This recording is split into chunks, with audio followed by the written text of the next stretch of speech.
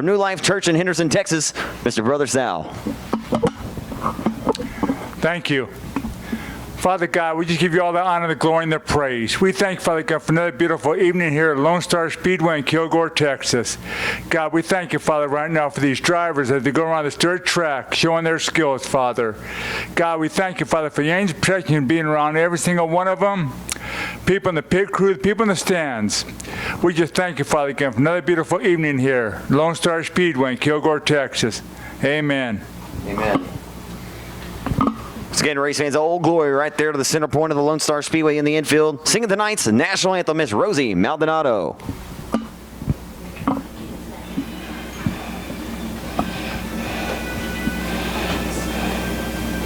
Oh, say, can you see by the dawn's early light what so proudly we hailed at the twilight's last gleaming, whose broad stripes and bright stars through the perilous fight o'er the ramparts we watched were so gallantly streaming, and the rocket's red glare, the bombs bursting in air, gave proof through the night that our flag was still there.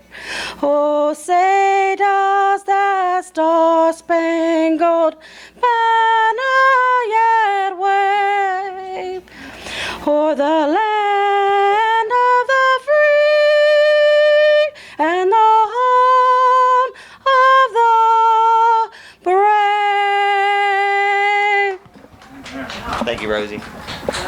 Good job. Good job. Why did they just turn it loose like that? Once again, race fans, we thank you so much for choosing the Kilgore Oval here in East Texas as your racing destination tonight. Headlined by the Comp Cam Super Dirt Series late models, presented by Lucas Oil.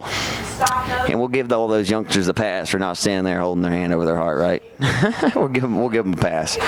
Only one time, though. We'll give them one pass. That's it. Okay. Because I thought they want to go there. So we'll let the fun begin for all these kids out here that are going to search some Easter eggs. Of course, what a blessing it is to be here. Always is. Always happy to be here at this racetrack. Sam and Lisa are some of the best promoters in the United States of America. If you don't believe me, just ask any other promoter in the United States at any racetrack. We should be proud to call this place our home track, and what a gem it is.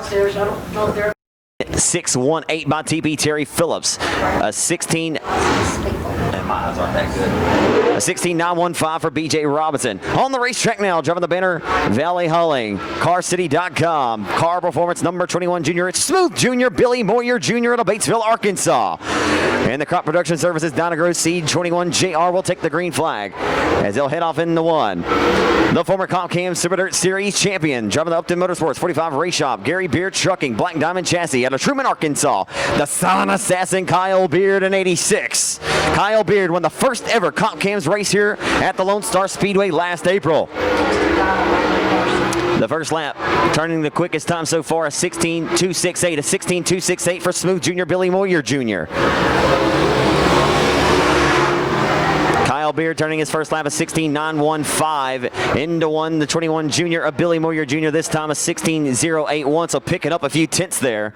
Billy Moyer Jr. a 16.081, final time off of 4 for Truman, Arkansas's Kyle Beard in 86.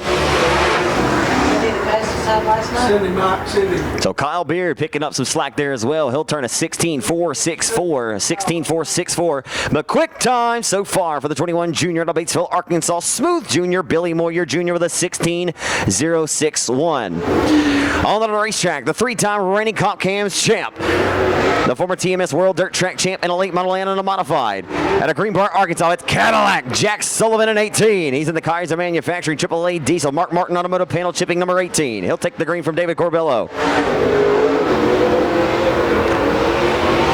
And also on the racetrack, it's KP Kyle Plazon, driving the Specialty Contractors Warrior Chassis, Hatfield powered 6X, the Natchitoches, Louisiana Hot Shoe. High, wide, and Hansel kicking up some rooster tails here with the white flag in front of his face. Second quick with a 16.155. 5-4, 16-1-5-4 for Cadillac Jack. 6X for Kyle Plazant, going to be a 17-4-1-4. A little off the pace there for KP. Has not raced the late model all season long. Checkers out for Cadillac Jack. Jack Sullivan's quick time is 16-1-5-4. Here comes Kyle Plazant to the line. So Plazant making his first start of the 2018 season tonight. He have a little bit of work to do with a 17-4-1-4, his quickest time of that session. The 2005 modified track champion here when he was a youngster when this track was a half mile. And they got to race P&W Cells, P&W Ironworks. Number 14, it's Mo Bags, Morgan Bagley out of Longview, Texas in the Black Diamond Club 2914M. He'll receive the green flag. And the Healthcare Express, Kaiser Manufacturing, WW Timber and Texas Shocks and Springs Healthcare Express, number 5, the Catman, John Mitchell. John Mitchell in 5. He's in a Rocket XR1 after tumbling a Masterbuilt chassis and totaling it last weekend at Big O Speedway in Harrisburg. Lap 1 for Mo Bags, going to be good for 5th quick with a 16-898. First lap for the Catman. It's going to be quick time for John Mitchell. John Mitchell going to be the first car to break into the 15-second bracket with a 15.911. A 15.911 for the Catman. So John Mitchell laying the wood down to the Lonestar Speedway Racing Service right now. The Integra Shocks and Springs Healthcare Express. Kennesaw Performance. Number 5, the Catman, John Mitchell. Quick time so far. The first car to break into the 15-second bracket. Will be the 7 the ASC Warranty Crop Production Services entry out of Batesville, Arkansas. It's Gavin Landers. Gavin Landers had a great run in Springfield Raceway to open up the season. Ended up coming home to a strong second to Jack Sullivan in the main event. The first ever trip to the state of Missouri for the Comcam Tour. We'll see what lap number 1 holds for the 7 of Gavin Landers.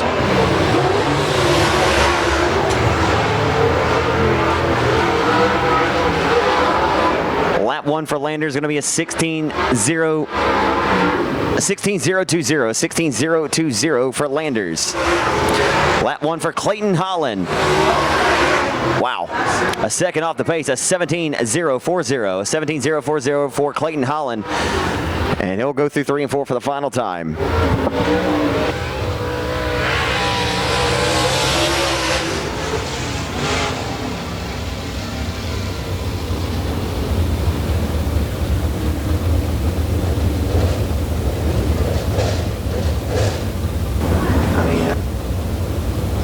Last night's winner at the Timberlawn Speedway, scoring his first ever Comp Cam Dirt Series victory, the current United States Modified Touring Series national point leader in the Oval Modified ranks.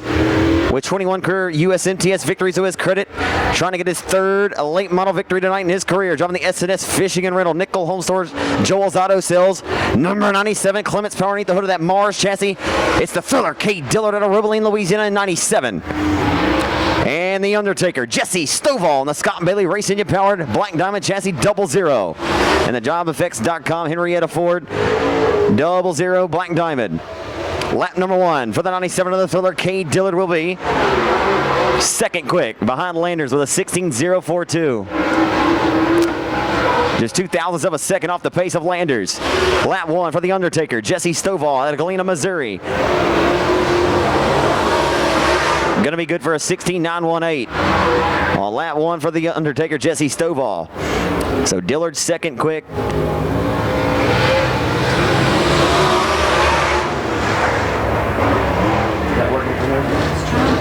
Add it. That's Jesse's right there. So Jesse Stovall, 16.677. Last night, I believe he was fourth overall. So right now, it's still up top. Gavin Landers holding on to the top spot. Water where we're staging the cars.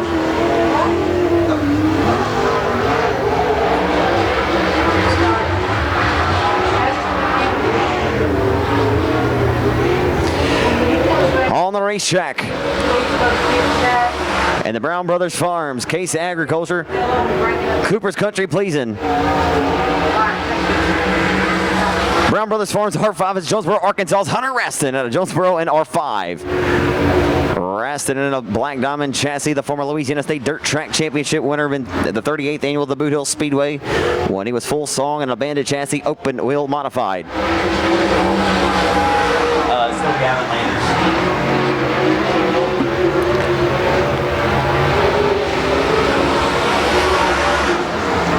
Raston, this time at the line. Good for third quick with a 16.440, 16.440 for Gavin Landers. David Payne out of Cabot, Arkansas. David Payne good for fifth quick. David Payne a 16.705, a 16.705 for David Payne out of Cabot, Arkansas on the 7. Last year's Midwest Sheet Metal Kuntz & Company Rookie of the Year in the P&W Sales P&W Ironworks. He's in the black diamond chassis. Clements Powered 14Z, the Z-Man, Zach McMillan from Gladewater, Texas. Zach has really stepped his game up, and he's flirting with disaster. You couldn't have fit the Holy Spirit between the right rear and that retaining wall. Holy smokes. Zach McMillan has really stepped his game up. We'll see. He's flirting with disaster right now. And driving the Honeycutt Sand and Gravel car number 75, the Merlehead Trucking First Class Auto Glass 75 of PD, Patrick Daniel in 75. Lap 1 going to be the 14Z of Zach McMillan. He'll be good for third quick. A 16.359. 16.359 for the Z-Man, Zach McMillan. Lap 1 for the 75 of PD. Patrick Daniel with a 16.705. 16.705 for PD. Final lap for the 14Z. McMillan not able to improve, but he'll hold on to third. Daniel able to pick up and advance a position by 1 his last lap with a 16.624. 16.624 for the Honeycutt Sand and Gravel number 75 of PD, Patrick Daniel out of Wills Point, Texas. Zach McMillan will sit third in that 14Z. He turned a 16.359. And a Mesquite, Texas, goes by the nickname of Sloppy Hog. Real name is Larry White, and he always told me to don't ever call him by his first name, but I feel like I owe you that, race fan, so it's Larry White and the Double Z out of Mesquite, Texas. This driver has a lot of victories over the Mesquite Oval, the Devil's Bowl Speedway over the years. Always good to see Sloppy Hog in the house.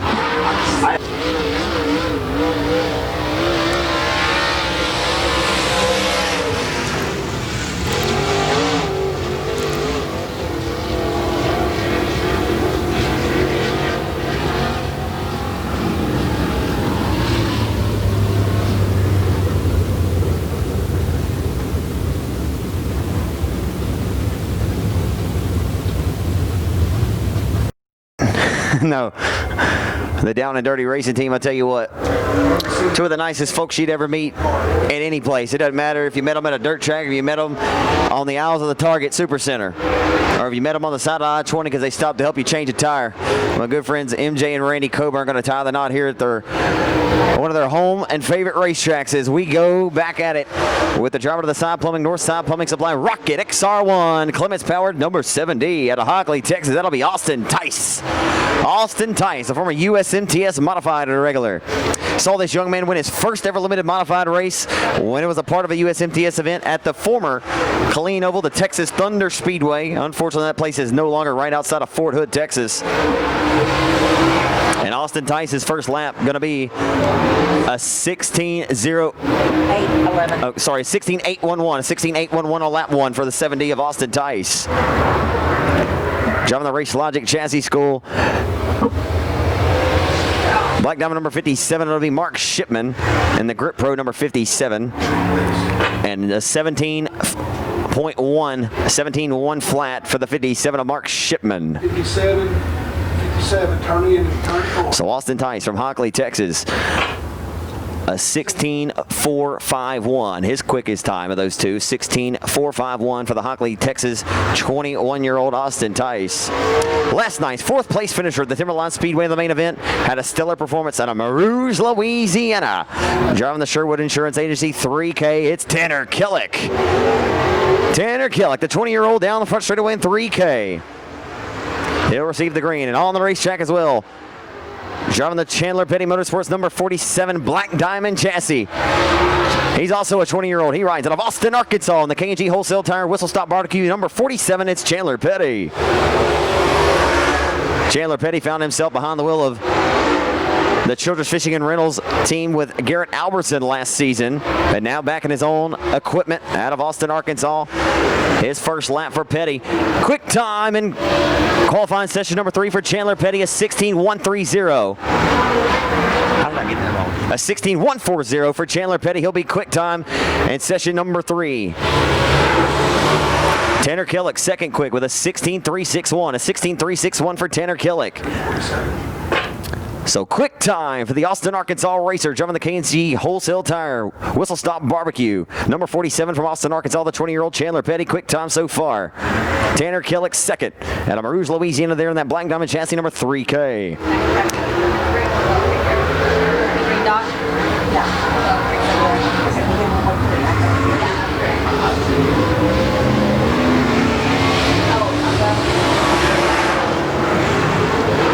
On the racetrack now.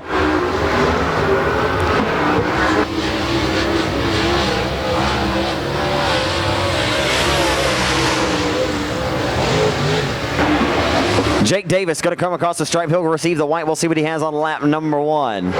Jake Davis good for 4th quick with a 16.399. On the racetrack as well, Bryan, Arkansas racer, a 5-time Comp Cams winner, Robert Baker, driving the Shannon Scott Henrietta Ford sponsor, number 71.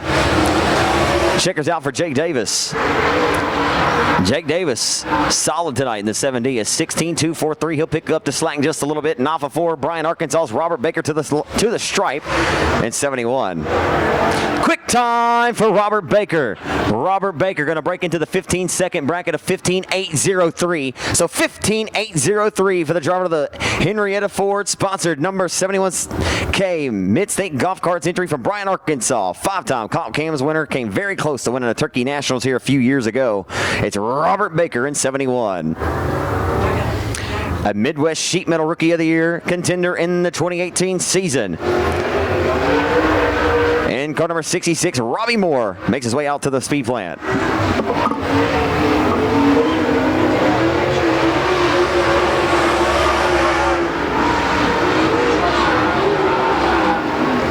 Robbie Moore in the Robinson Race Engine Midwest Sheet Metal Rookie of the Year contender, of course, in the Centerpoint Graphics Moore Race Fabrication Agri-Grow Dead Fingers Gun Shop, number 66.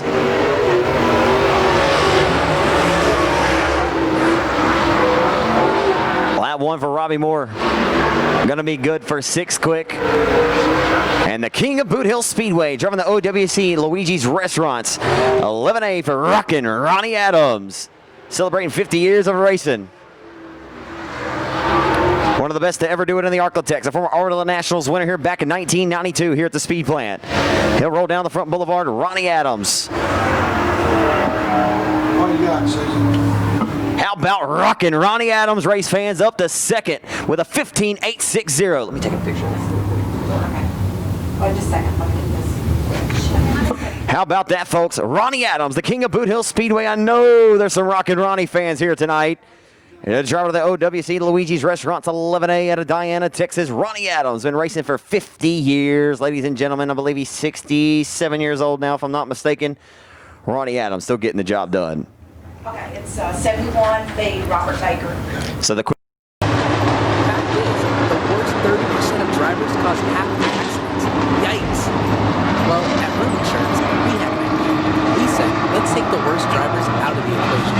That's right, we don't insure them, period. That means fewer accidents, which means fewer expenses, which means good money.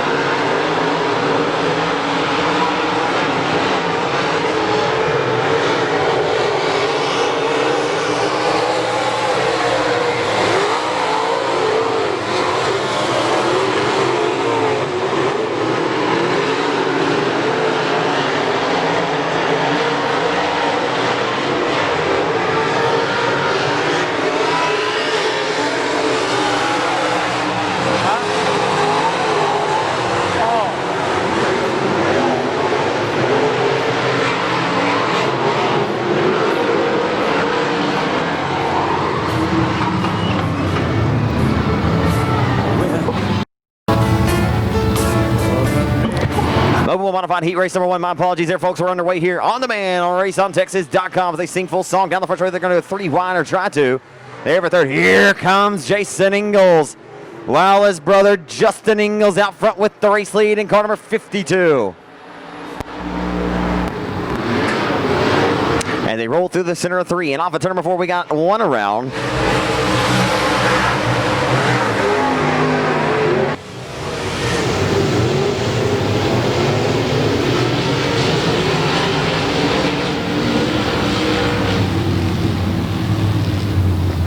Number 12. I'll tell you what, I'll just give you these what the initial lineup was scheduled to look like, but sometimes it's not quite as easy as it seems. I can tell you the F&F transmission more oil service number 16. That'll be Jeff Harris, of course. The Flower Mound Texan, driving the Dane Motorsports number 9. The Wounded Warrior Project number 9 of Kevin Rutherford at a Flower Mound, Texas, there in the 9. And the Jack's Welding Service MB Custom Chassis number 78. It's Billy Jack Bruchin from Gladewater. So it's going to be Justin Ingalls. It's going to send the party back. Started off at turn number 4. We relight the candles. We're back underway here at Lone Star. Here comes Jason. With Freddie out front. Justin Ingalls trying to fend off all comers. The 5X of Danny Field from Houston, Texas. And older brother Jason Ingalls. Gonna roll from the top, try to cross over off of 4 down the front straightaway. David Corbello showing them halfway in. 50% complete in this one. 4 in and 4 laps to go.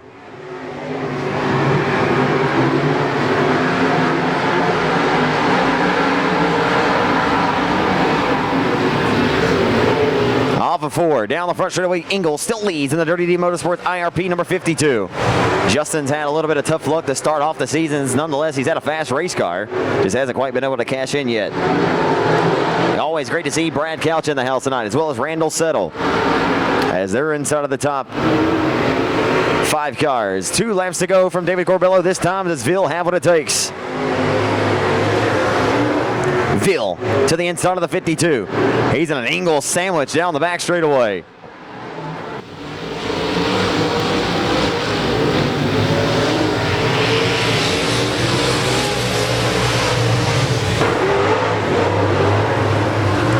Will said a moment ago, Justin Ingalls, the younger brother of Jason, just maybe by about a few seconds. Twin brothers, and I'll tell you, they can drive a race car just about identical. When Justin's knocking on all cylinders, he's tough to beat. He'll take a face full of checkered flag from David Corbello. Justin Ingalls, the victory lane in your first modified heat of the second race night of the 2018 season. In a will of a battle there, coming down to the final wire. The driver of the Matco Tools by Bradley, East Texas, Holland and Riggin. Race on Texas, Dave Motorsports number 12, Mr. IRP, racing Jason Ingalls.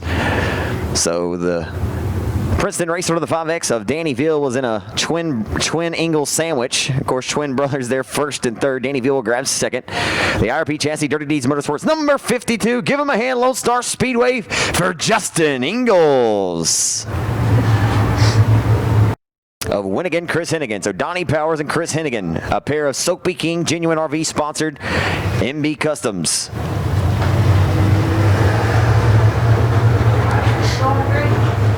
Actually, I believe at one point Donnie had a GRT. Chris could very well be in the GRT. Donnie may be in the MB.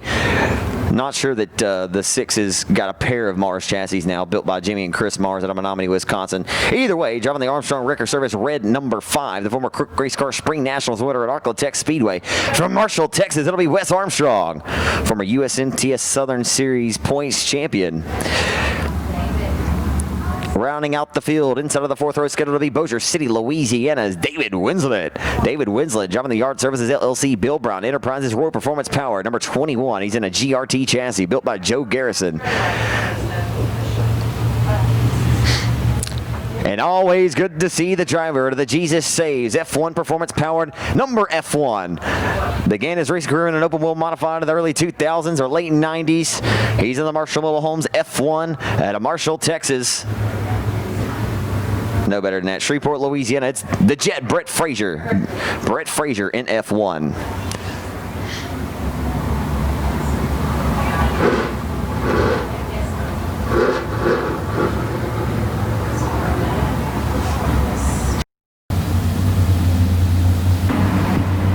All qualifiers will transfer to the main event tonight for the Open Wheel Modifieds. 1,000 to win as they roll off a 4. We're back underway. And heat race number 2 presented by Day Motorsports. Sorry, ABC Auto Parts as they head off into 1.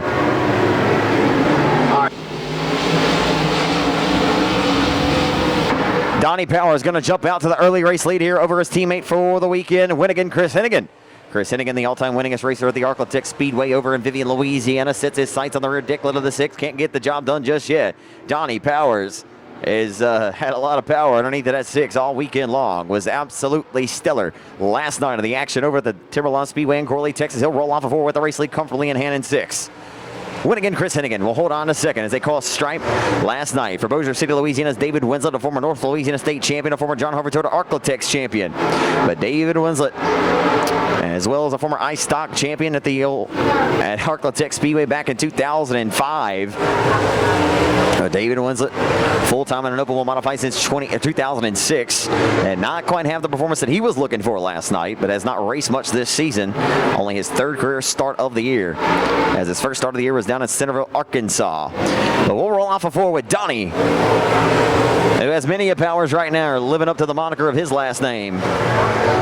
Powers flexing his muscles. Anytime you can flex them and run away and keep the 6 of Chris Hennigan at bay, you know you got something special working. And right now, he's storming like Norman down the front straightaway, the 6 of Donnie Powers, letting Chris Hennigan know the fast lane around the Lonestar Speedway.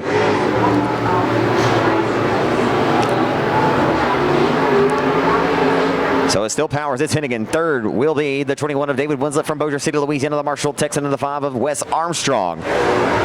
And the F1 of the Jet, Brett Frazier, running out your final cars. Oh, and Donnie Powers just lost the handle right in front of Chris Hennigan, and Chris Hennigan is going to loop the car, trying to avoid a disaster. Wow. Wow, wow, wow. And you never saw that one coming. So Donnie Powers, who has been at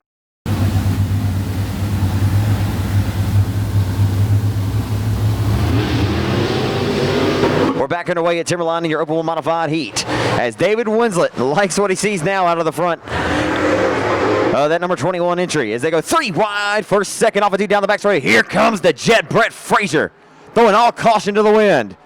Brett Frazier living up to the moniker. He'll go high side, hustling through 3 and 4 as they roll off a turn number 4. Wes Armstrong to his inside. The white flag waving up high for the Bossier City racer, David Winslet.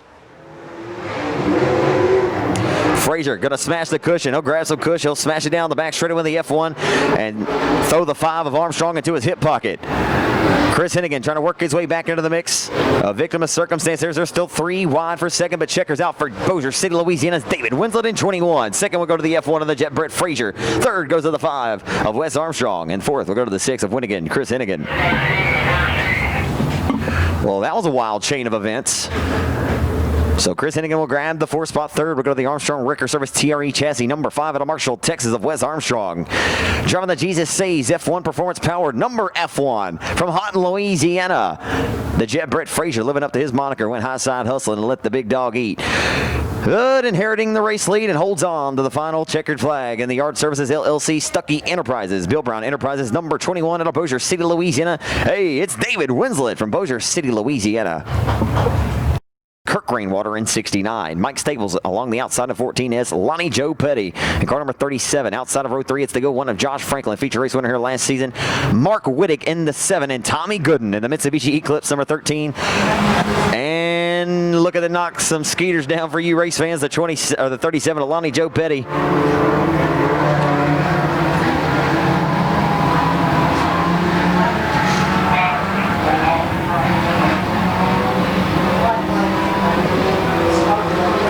Well, David Corbello says, you can't smoke me out tonight. And unfortunately for Lonnie Joe Petty, he'll be the bad dog with no biscuit in this one. He'll have to go to the pit area and go to work if he wants to come back out and have a little bit of fun later on tonight. Car just putting out too many fumes on the racing service to continue in this one. And out front, it's Braden Rogers with the race lead in 14R.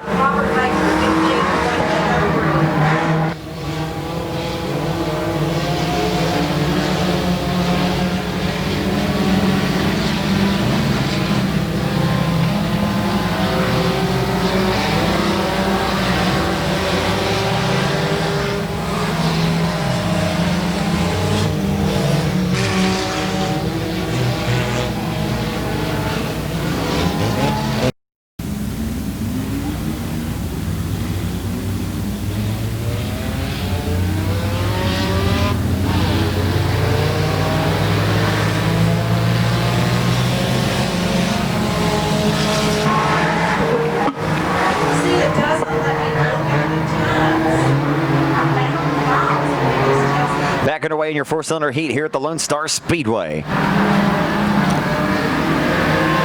And our third heat and tire of the night here as they roll down the front chute. It's Braden Rogers still out front in the 14R with the race lead.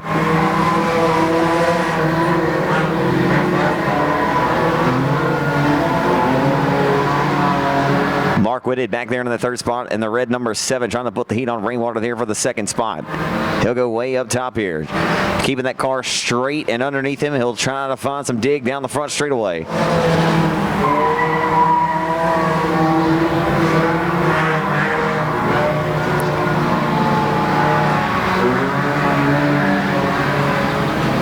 So my apologies, folks. It's actually the 0-1 of Josh Franklin who's rolled to the bridesmaids honors in this one. Franklin going to drift up to the top side of the Lonestar Speedway. The 7 of Wittig who came from 7th up to 3rd. Now being pressured by the 13 of Tommy Gooden. Gooden to the inside for 3rd.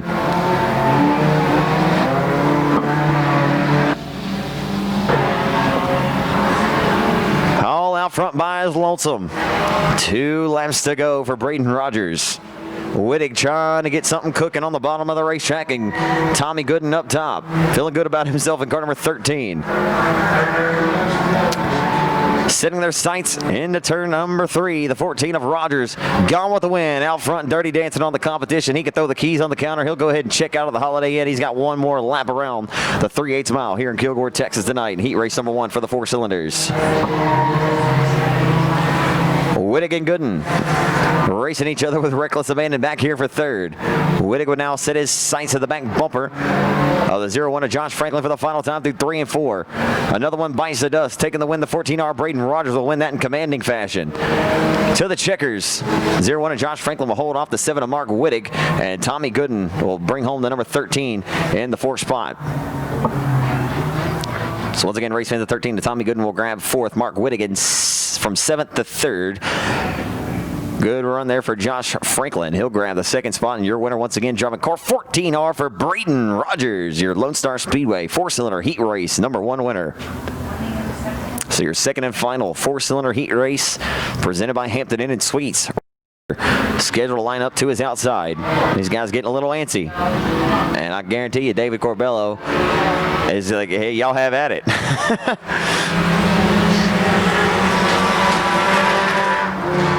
Oh, boy. Whew. The 11C of Chris Fisher drove that car into downtown Dallas, Texas there in the 1 and 2. And he about ended up like Joey Chitwood there in the 1 and 2. He just came a little bit close with the 43 of Todd Fletcher.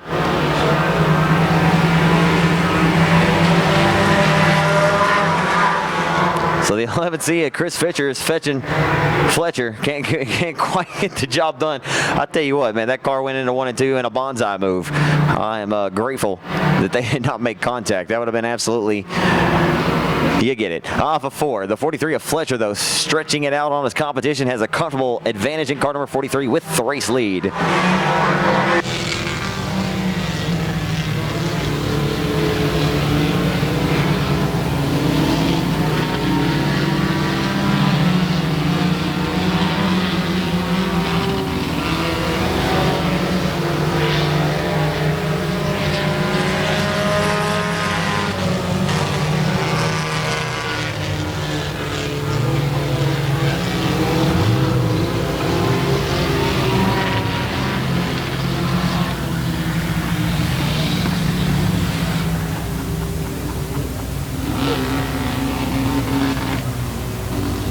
Lonestar. Todd Fletcher in car number 43 has led every lap since the drop of the hat in this one.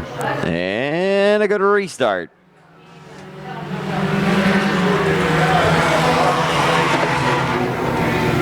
And that time David Corbello shakes a stick. He said, "You'll be the bad dog with no biscuit." Don't like that one too much.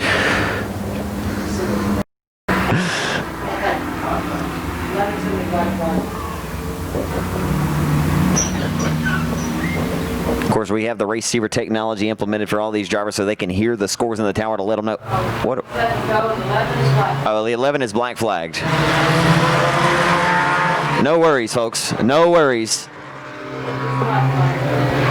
The 43 of Todd Fletcher still out front with the race lead. The 11C of Chris Fisher. He was just trying to show out just a little bit. So the 11 officials been black flagged in this one for not getting in line on the start of this race and also jumping the gun on that previous restart. Ew, and everybody trying to squeeze around there of the 11C of Fisher, and they'll get by there unscathed. So the 43 of Fletcher continues to lead off of turn number 4. It should be 3 laps to go the next time by. Sorry, this time by, it'll be 2 to go next time.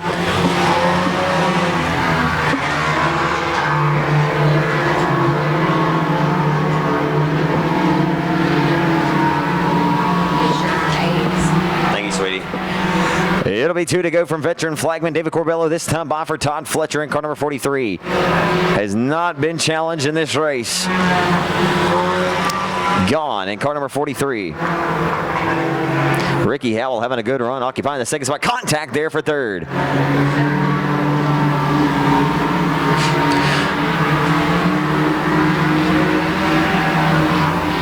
Oh boy, Caleb Stewart just drifted up and smacked the wall there.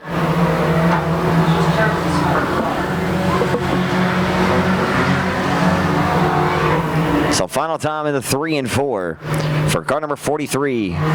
Is it a multi-time Rose Bowl winner a year ago over Winona, Texas? He'll receive a face full of checkered flag. Todd Fletcher to victory lane in your second and final 4-cylinder heat of the night here at Lone Star.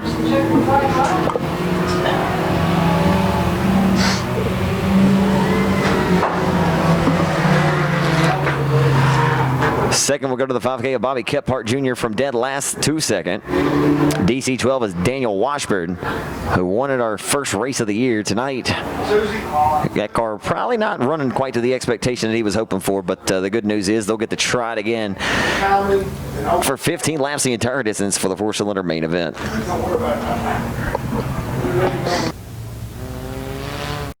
So John had to be in the top ball.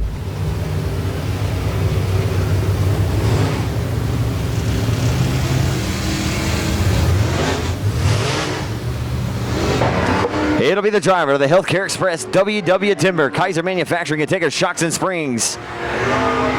WW Timber number 5, the Catman, John Mitchell out of Texarkana, Texas, going to be on the pole of Comp Cam Super Series Heat Race number 1, presented by Allen Manufacturing. Outside of the Banner Valley Hauling, Basilla Valley Transportation, Carl Performance, Crop Production Services, Donna Grossi, 21 Junior, it's Smooth Junior, Billy Moyer Jr. from Batesville, Arkansas. The 3-time reigning Comp Cam Series champion, 3rd place finish last night at Timberlawn Speedway, 26 career victories on the tour for him. The winningest driver all time on the Comp Cam's tour. Driving the Mark Martin Automotive, panel chipping, AAA diesel.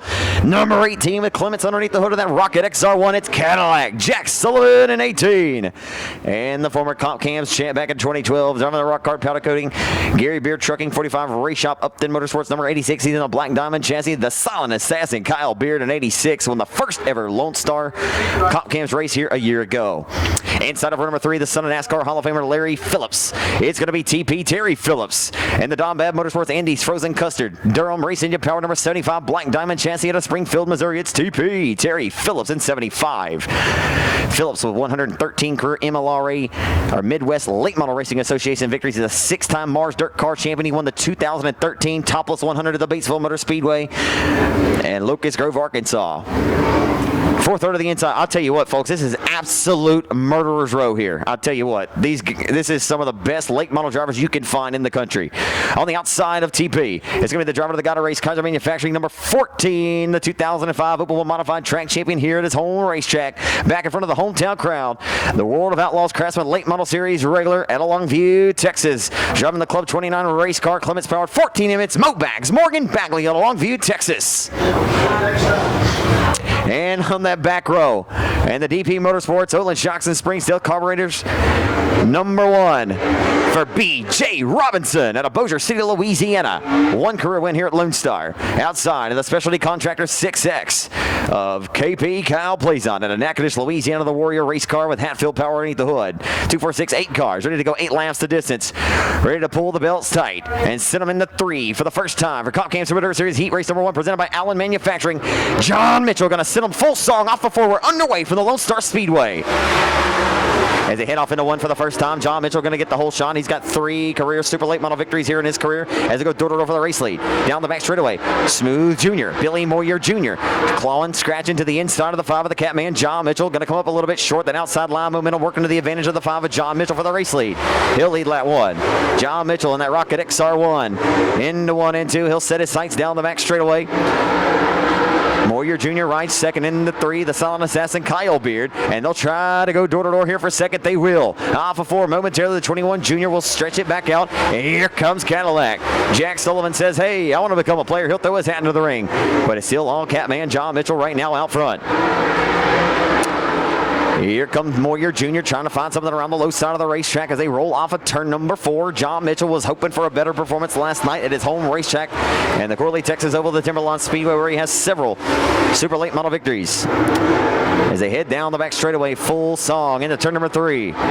Tick-tock goes the race clock as they roll off of 4. It's all the Healthcare Express, W&W Timber, Kenneth's High Performance, Dowden Logging, number 5 of the Catman. John Mitchell in that Rocket XR1 over the Car Performance Victory race car. Banner Valley Hauling, CarCity.com. Missoula Valley Transportation, 21 Jr., Smooth Jr., Billy Moyer Jr.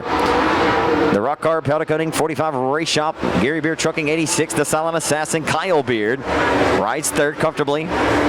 Won the first ever Comp Cams race here last April. He's finishing off all comers in the charts from the 18 of Cadillac Jack Sullivan as they continue to roll off of 4. Back outside of that top 4, looking at them in the 1 and 2. Terry Phillips trying to get that 75 Don Bad Motorsports Andy Frozen Custard Black Diamond working with that Durham power underneath the hood. Cannot quite pull to the 14M of Mobags Morgan Bagley, but here we go. The white flag is out for the final trip around the racetrack for the Texarkana Texan.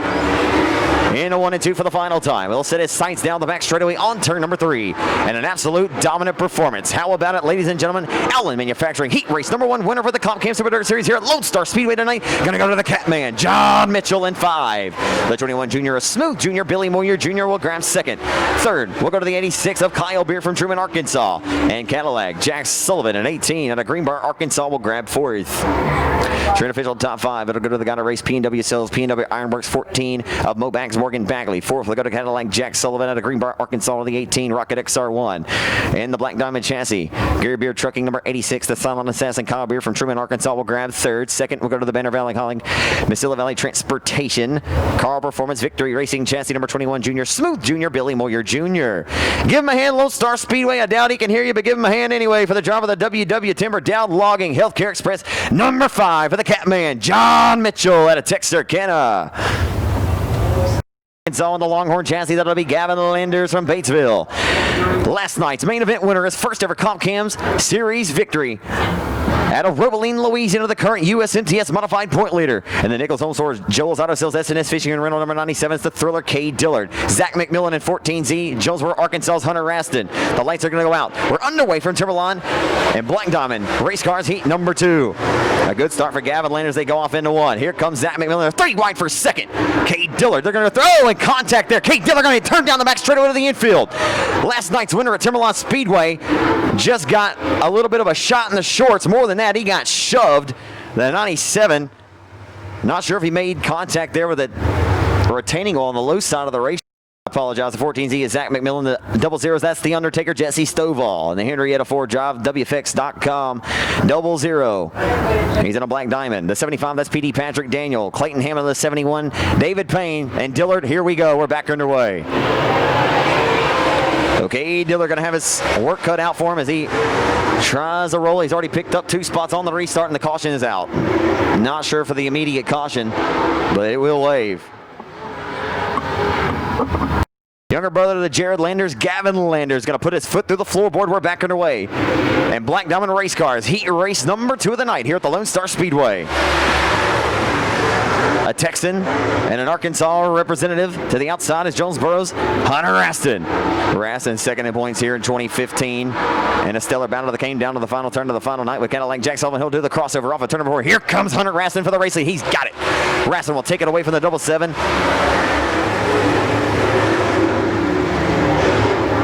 So the pair of Arkansas racers down the back straightaway going at it full song. The 14Z and Zach McMillan. And here comes the thriller, Cade Dillard, driving with reckless abandon back up through the field right now on 97.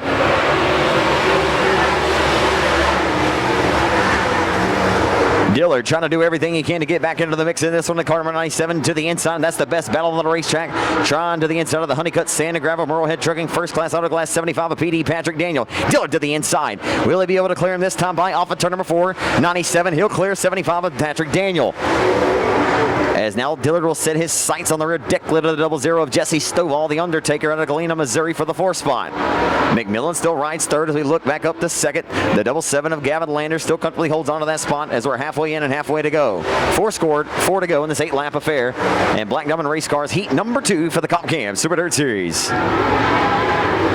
As they head down the back straightaway into turn number 3. Jonesboro, Arkansas's Hunter Reston, the former Louisiana State Dirt Track champion of the Boot Hill Speedway in an open wheel modified. The former open wheel mod transplant leads them with a comfortable advantage. But here comes the 97, the thriller, Cade Dillard to the inside of the Undertaker, Jesse Stovall. Dillard a little hot under the collar right now on the 97, the Roboline, Louisiana racer, has found an itch around the hub of the racetrack. And that Mars chassis built by Jimmy and Chris Mars out of Menominee, Wisconsin. 2 laps to go. And Dillard trying to get everything he can possibly get in this one. And they'll go back at it to the inside. That's the best battle still on the racetrack. 97-00 down the back straightaway as they approach once again to turn number 3. Dillard with a slight job through 3 and 4. Cade Dillard going to throw the slider on the Undertaker, Jesse Stovall. Stovall will turn back down underneath the crossover. White flag. Dillard will pitch it back off into 1 and 2. Again for the final time. As they head down the back straightaway, the checkers are going to come out though. Your winner going to go to Jonesboro, Arkansas, Hunter Reston in R5. Gavin Landers will take second. Dillard and Stovall. Door off of turn number 4. Drag racing to the line. Give it the 00 of Stovall. Stovall will grab 4th at the line. 5th will go to the 97 of Dillard. 3rd went to the 14Z of Zach McMillan, and 2nd goes to Landers. 5-7-7. Folks, if that wasn't indicative on the racetrack that Cade Dillard was driving with reckless abandon, he may have been a little hot under the collar. What do you say, race fans? He and Jesse Stovall putting on an absolute display there for that 5th spot, and Stovall nicked him by about a half a cat's whisker. So Stovall will grab 4th, Dillard 5th in 97, the 14Z from Gladewater, Texas, Zach McMillan will grab 3rd, and the ASC Warranty Crop Production 7 out of Batesville, Arkansas will go to Gavin Landers. And taking the win, driving the Cooper's Country Pleasing Brown Brothers Farms. R5, he's in a Black Diamond chassis for the former open wheel modified ace from Jonesboro, Arkansas is going to go to Hunter Reston in R5. Rolling onto the racetrack out of Bryant, Arkansas. It's Robert Baker in 71.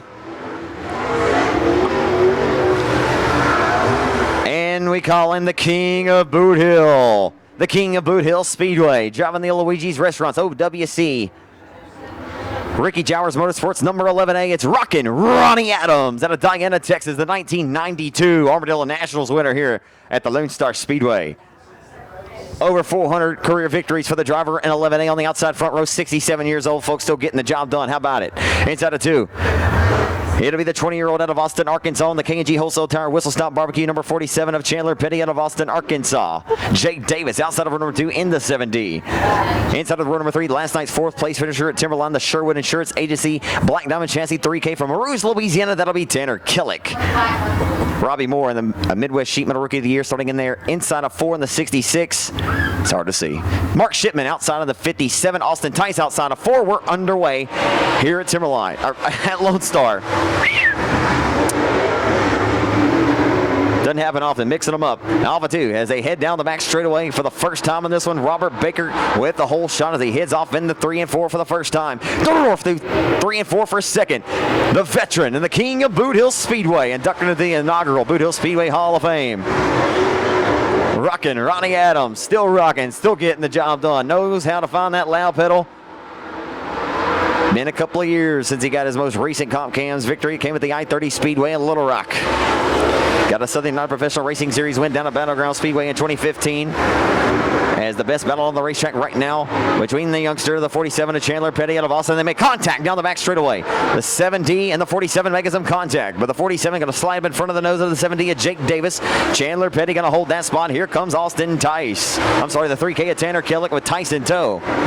They're going to go side by side here in a 1 and 2. And the Maroons, Louisiana youngster, the 20-year-old in the 3K of Tanner Killick going to roll to the 4th spot. as it's already 4 in and 4 laps to go. Putting these Comp Cam Super Dirt Series heat races into the history books quick, fast, and in a hurry. Robert Baker is looking to throw the keys on the counter and check out on him, as he's already done so for the first half of this one. Ronnie Adams, one of the only few cars to break into the 15-second bracket earlier this evening, having a stellar run here tonight. But Robert Baker out front, all on his lonesome. It'll be 2 laps to go from veteran flagman David Corbello this time by. The driver of the Henrietta Ford. Black Diamond chassis number 71, last weekend's winner at Harrisburg, Arkansas's Big O Speedway. White flag in front of the face of Bryan, Arkansas's Robert Baker. Robert Baker nearly won the 2014 Turkey Nationals victory here for $5,000 several years ago when Patrick Daniel was able to score that victory. He rolls off a 3. He'll receive a face full of checkered flag from David Corbello. How about it for Bryan, Arkansas's Robert Baker in 71 to victory lane. Rolling across the stripe and grabbing second, the veteran racer Ronnie Adams from Diana, Texas in 11A. The 20-year-old Austin, Arkansas's Chandler Petty will grab third. Fourth will go to Marouz, Louisiana's Tanner Killick.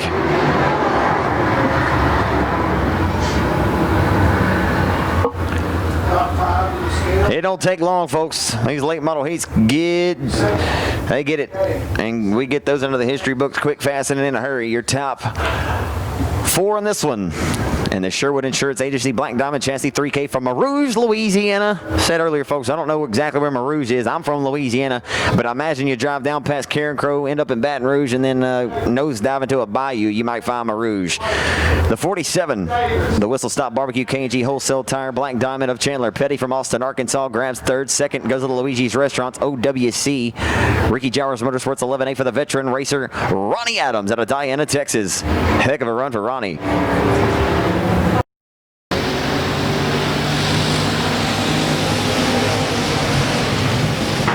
Underway in your factory stock heat, and a great start for the raceontexas.com, number 14, Kelly Lockey. The former Longhorn Classic winner at Timberline. He'll go to the inside for the race lead, door to door, through 3 and 4. A pair of 14s. Wait, hey.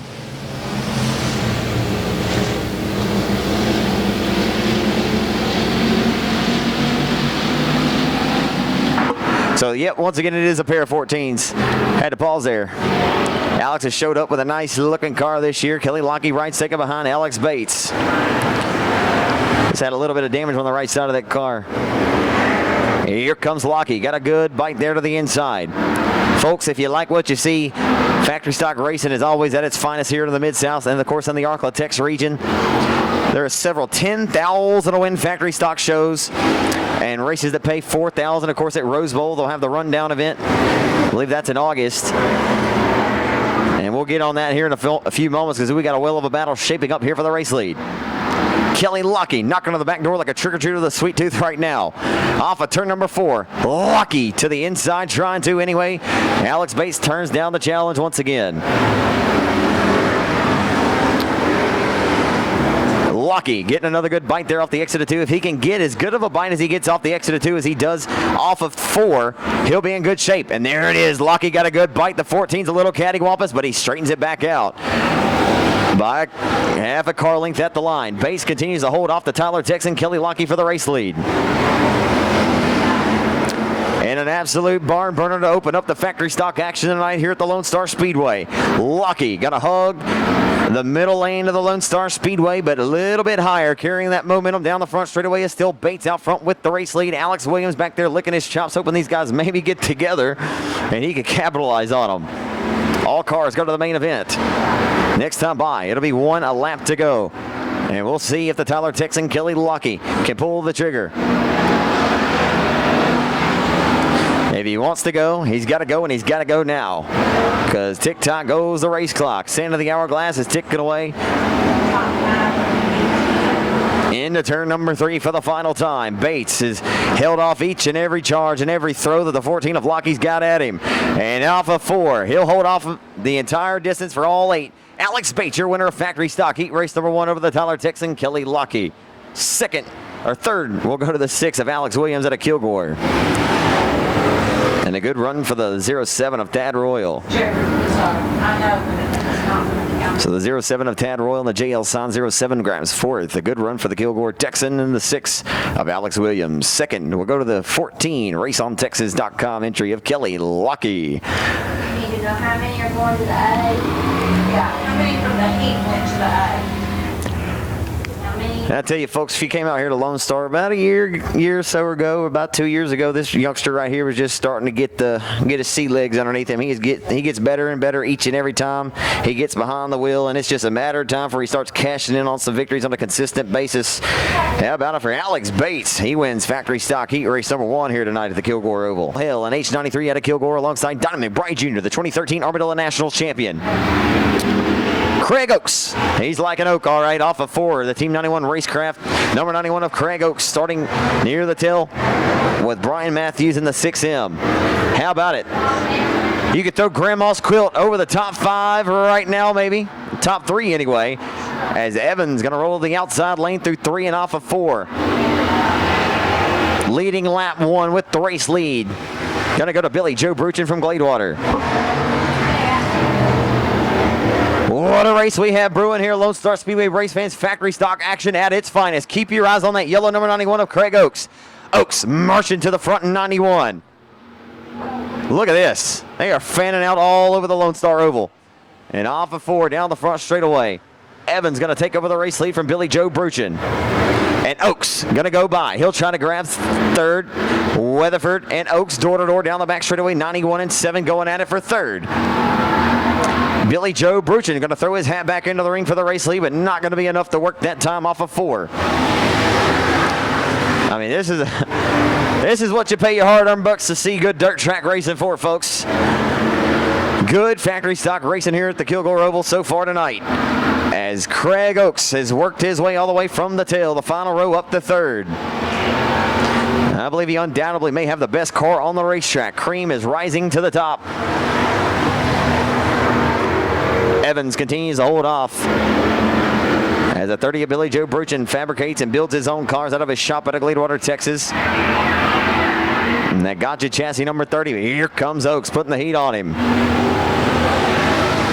As these top 3 cars have separated themselves over the 4th place driver of the 7 of Weatherford. The laps are winding down, quick, fast, and in a hurry. If they want to do something here or make a gain, they got to go, and they got to go now, because David Corbello showing them 2 sticks, twirling them high above the Lone Star Speedway surface. Here comes Oaks. They make a little bit of contact. He and Billy Joe look like they may have caught bumpers there. Craig Oaks to the inside of the 30 of Bruchin down the back straightaway. And it'll be 1 lap to go this time by at the flag stand for the Kilgore Texan, TJ Evans. Opening night, TJ Evans was so close to going to victory lane before he got a lot of mud into his right rear, and Oaks just slid way up top there off the exit of 2. Good news is he may have finished 3rd anyway, didn't give up a spot. Final time through 3 and 4. He'll get a face full of checkered flag, looking for some redemption tonight. TJ Evans, the victory lane. Billy Joe Bruchin will grab 2nd, and the 91 of Oaks will grab 3rd in car number 91.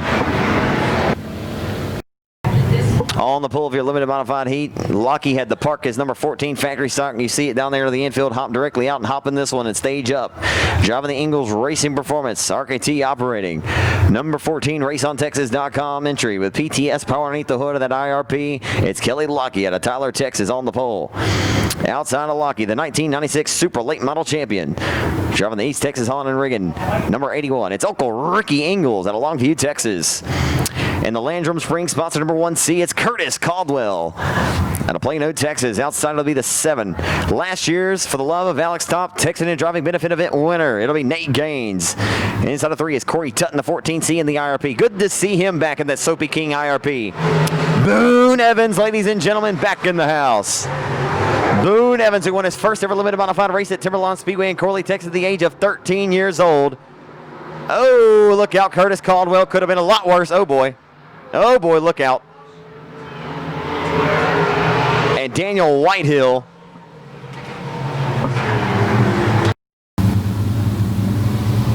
Gotta love it. Re-racked and stacked, ready to go. Lockie and Ingalls from the front row are underway. And ABC Auto Parts Heat Race number 1 for the limited modifieds. And Ricky Ingles out for blood tonight after not having the great performance that he was looking for last week. Had a good run going in the first and second round of heats at the Battle of Boot Hill for $5,000. Unfortunately for Ricky Ingles, got a little bit of a shot in the shorts there in the late going by the 44 Akil Westover.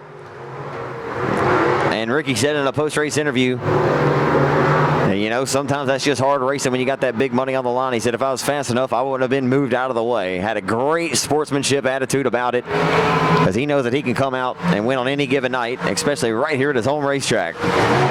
Ricky Ingles now behind the wheel of a limited modified full-time for 5 seasons and raced the factory stock sparingly last season in the Twin City Towing entry as well. So Ingles leads over the 14 of Lucky. IRP Racing Chassis run 1-2 right now with the Wicked back in third in the form of the Gladewater Texan Nate Gaines.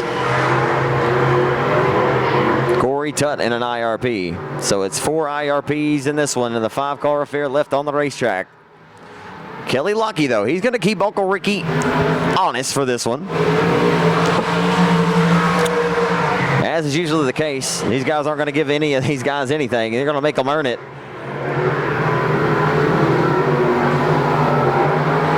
But there's a fine line on the racetrack between going to victory lane. Could just be such an ever slight bobble on the racetrack that it would open up the door for possibly the 14 of Kelly Lockett to go by. Lockie's there.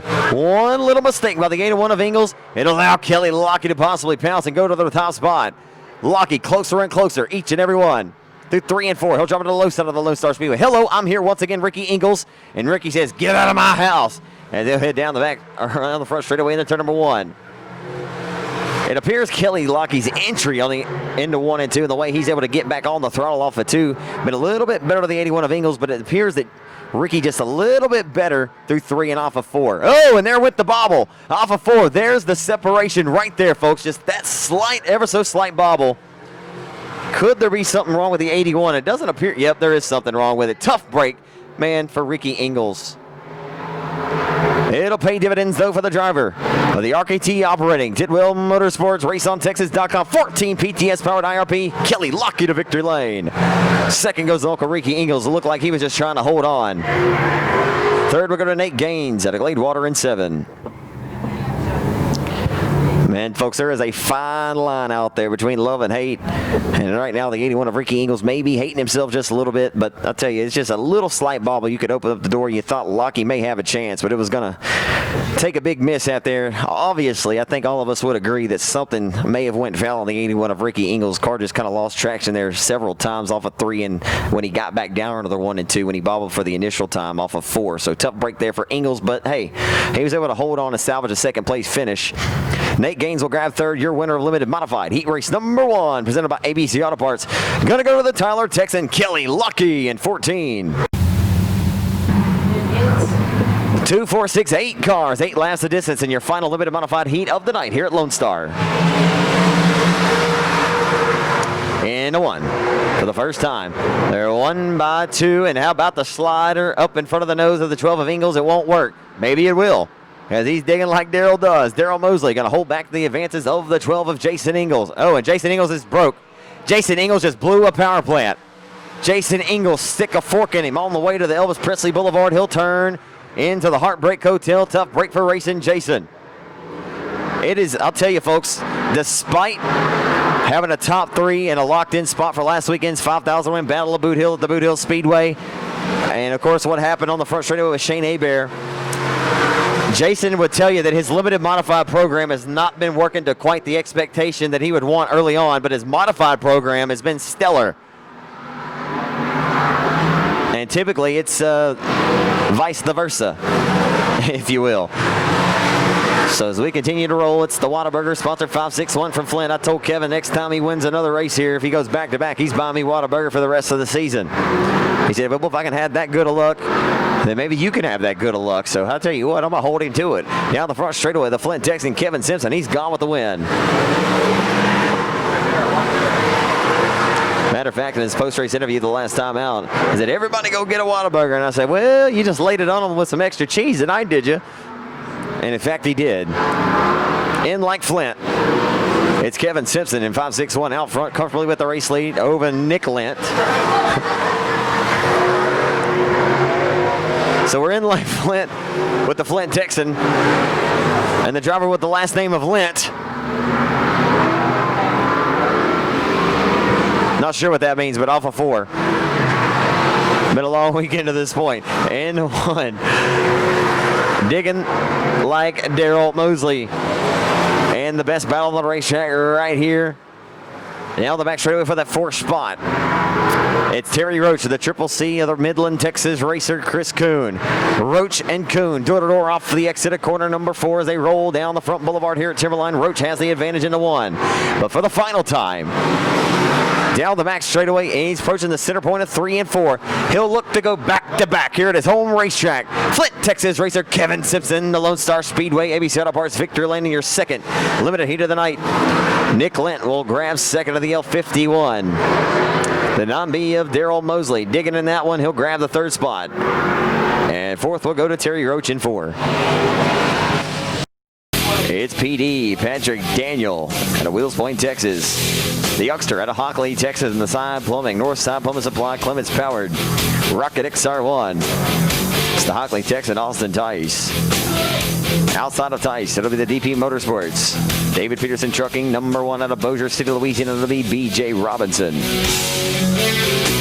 David Payne out of Cabot, Arkansas, our lineup inside of row number 3 in the 7. Be turning them loose and going green the next time by.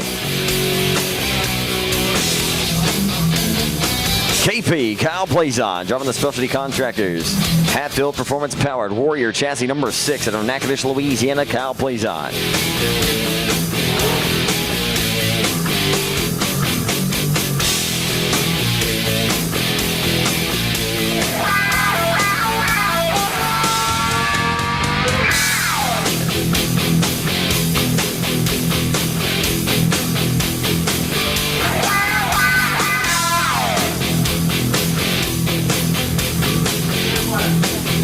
Laps of distance, top 3 of the main event tonight, folks. We are underway here at Timberline. I said that twice now. Lone Star, can't say that again. Into 1. They're going to go door-to-door for the race lead. They're 2 by 2 all the way back through 6. Down the back chute on the opening start. TP Terry Phillips, who's going to get the best of the pair of 75s. Phillips has kind of been off just a little bit so far this weekend in that Don Babb Motorsports Andy's Frozen Custard. Black Diamond, Durham Power number 75. As we head down the back straightaway in full song through 3 and rolling off at turn number 4, it's all Wheels Point, Texas. Racer, the former Turkey Nationals winner here for a $5,000 paycheck in 2014. Patrick Daniel with a race lead. Representing the great state of Texas, while the Springfield, Missouri native, the 6-time Mars Dirt Car champion. With over 110 career MLRA victories of Terry Phillips. What hasn't Terry Phillips accomplished in his dirt career? He's won National Touring Series events, the Show Me 100 at the Lucas Oil Speedway, and the old West Plains Motor Speedway, former Show Me 100 winner, and also won the Topless 100 at Batesville Motor Speedway back in 2013. Right now, your top 3 pretty well comfortably in hand, it appears, on the racetrack. So we're halfway to go, 5 in, 5 laps to go. Terry Phillips now getting it underneath him in that Don Babb Motorsports Andy's Frozen Custard Durham Power number 75 Black Diamond. Off of 4, here comes Phillips. Terry Phillips, one of the baddest to ever do it. In the Mid-South, he'll go to the inside of P. Willie, to the inside, down the back straightaway. Here comes B.J. Robinson. A pair of Black Diamonds under the Rocket through 3 and off at turn number 4 this time by. Here comes B.J. Robinson. A little high, wide, and Hanson opened up the door for the one of Robinson to go by at the 2nd, as Terry Phillips went a little high, wide, and handsome there. As they'll continue to go side by side through 3 and 4. The battle for transfer. If these guys get the racing too hard, they could take each other out. Not sure they'll do it. 2 professional racers and know that they're in the show. They'll probably elect to not get too aggressive out here. Conservative is key. A little do they know that the youngster out of Hockley, Texas, Austin Tice, is a little bit further out looking in than they may expect. So they know they got to go. They got to go now. And it's been all 75 of PD. Patrick Daniel from the drop of the hat in this one. in a stellar performance for the Wills Point Texan. He'll receive a face full of checkered flag.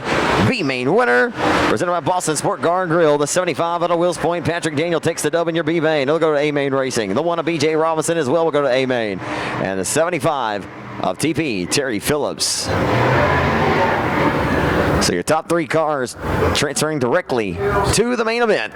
Driving the Andes Frozen Custard Don Bad Motorsports Durham powered Black Diamond chassis out of Springfield, Missouri. Over 300 career wins for that driver. Of TP, Terry Phillips.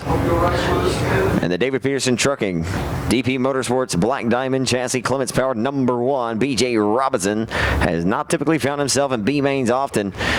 Well, the last couple years since forming this alliance with David Peterson, but he'll finish second in this one. And your winner out of Wills Point, Texas, knows his way around this racetrack. The former Turkey Nationals winner, PD Patrick Daniel out of Wills Point, Texas, parks the number 75 to the B-Main victory in Boston Sports Car and Grill last chance qualifier.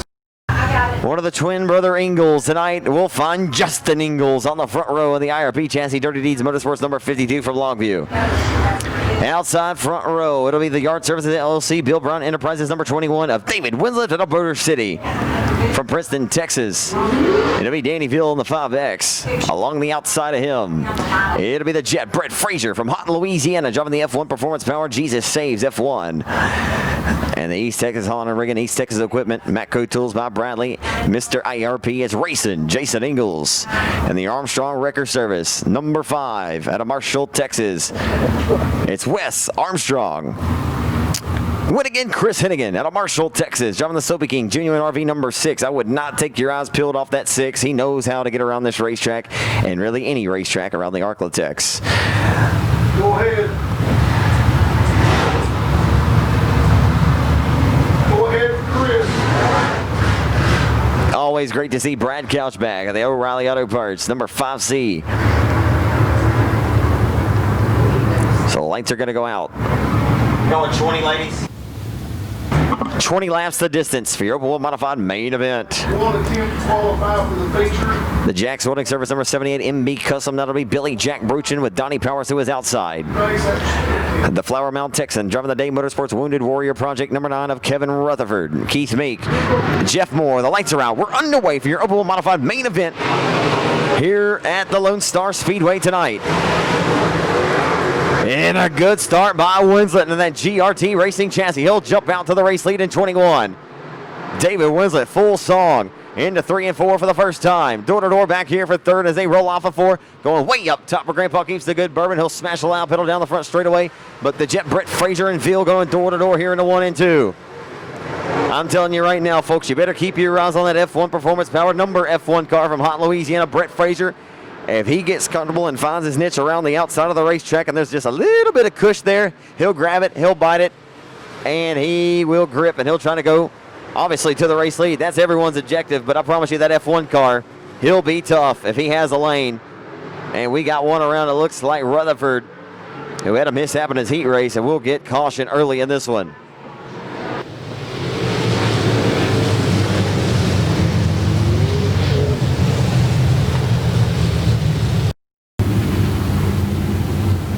Two laps scored, 18 remain here at Lone Star.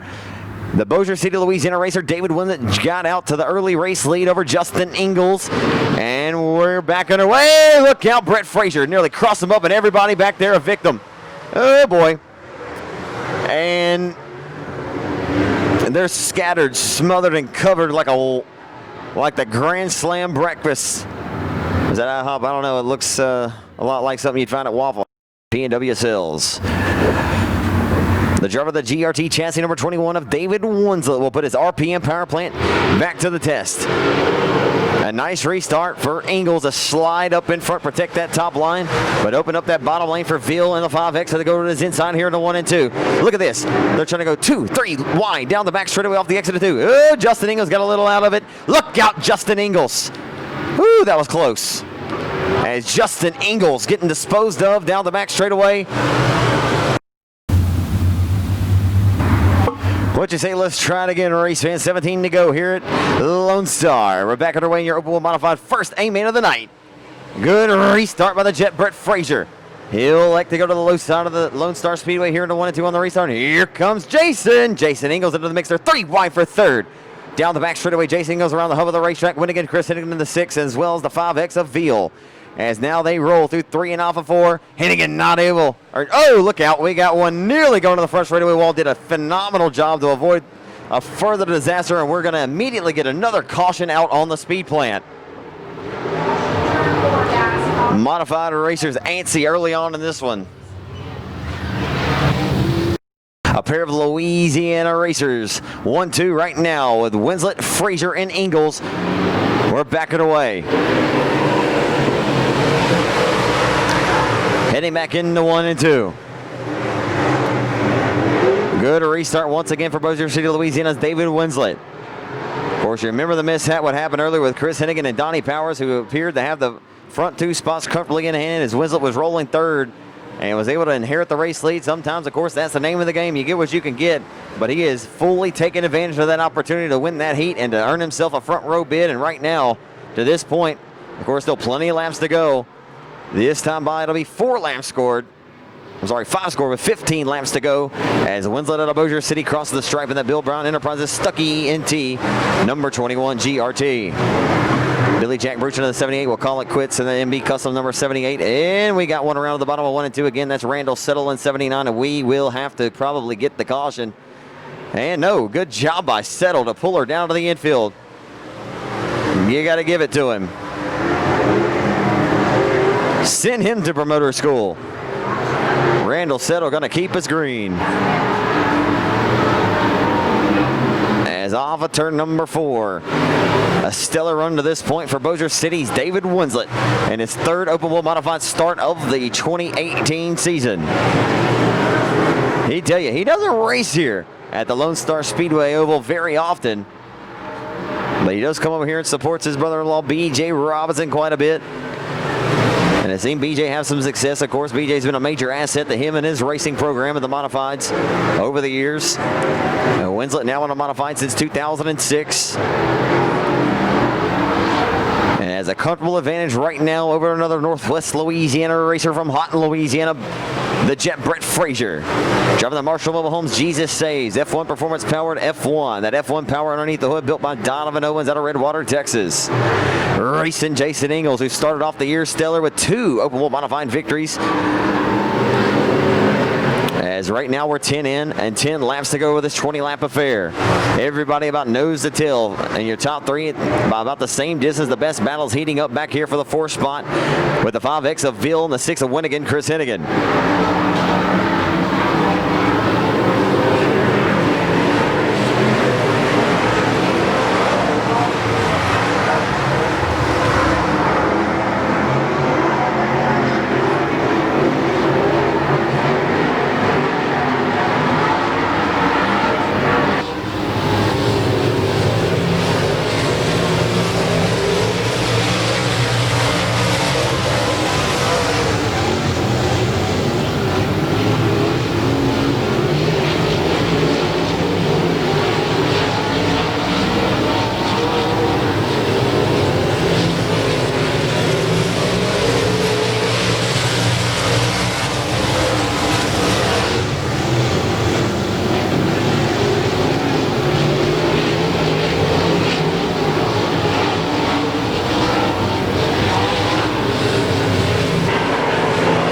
Continue to go at it, and David Winslet likely sees the comfortable advantage that he has right now.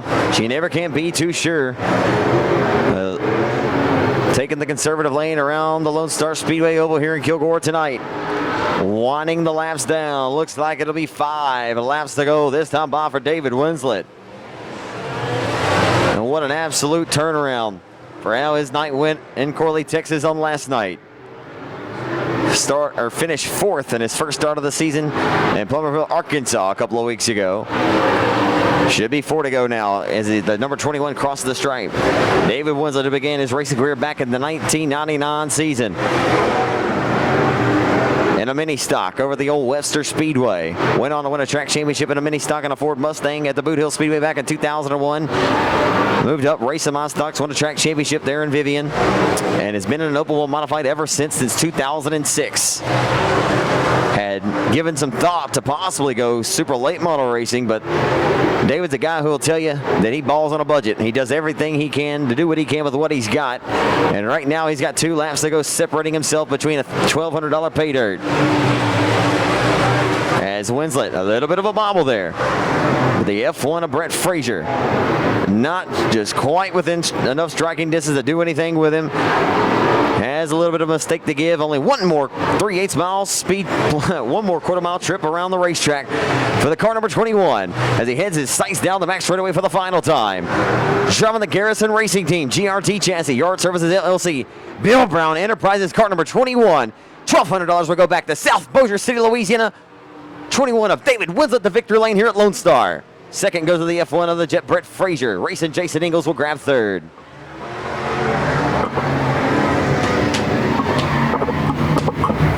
A 50-year veteran behind the wheel of a race car. On the front straightaway, we call him the King of Boot Hill, and has over 350 career victories at that racetrack. Of course, Ronnie Adams. I'll head down there here in just a second, see if this mic doesn't cut out on me this time. Usually do not have that problem.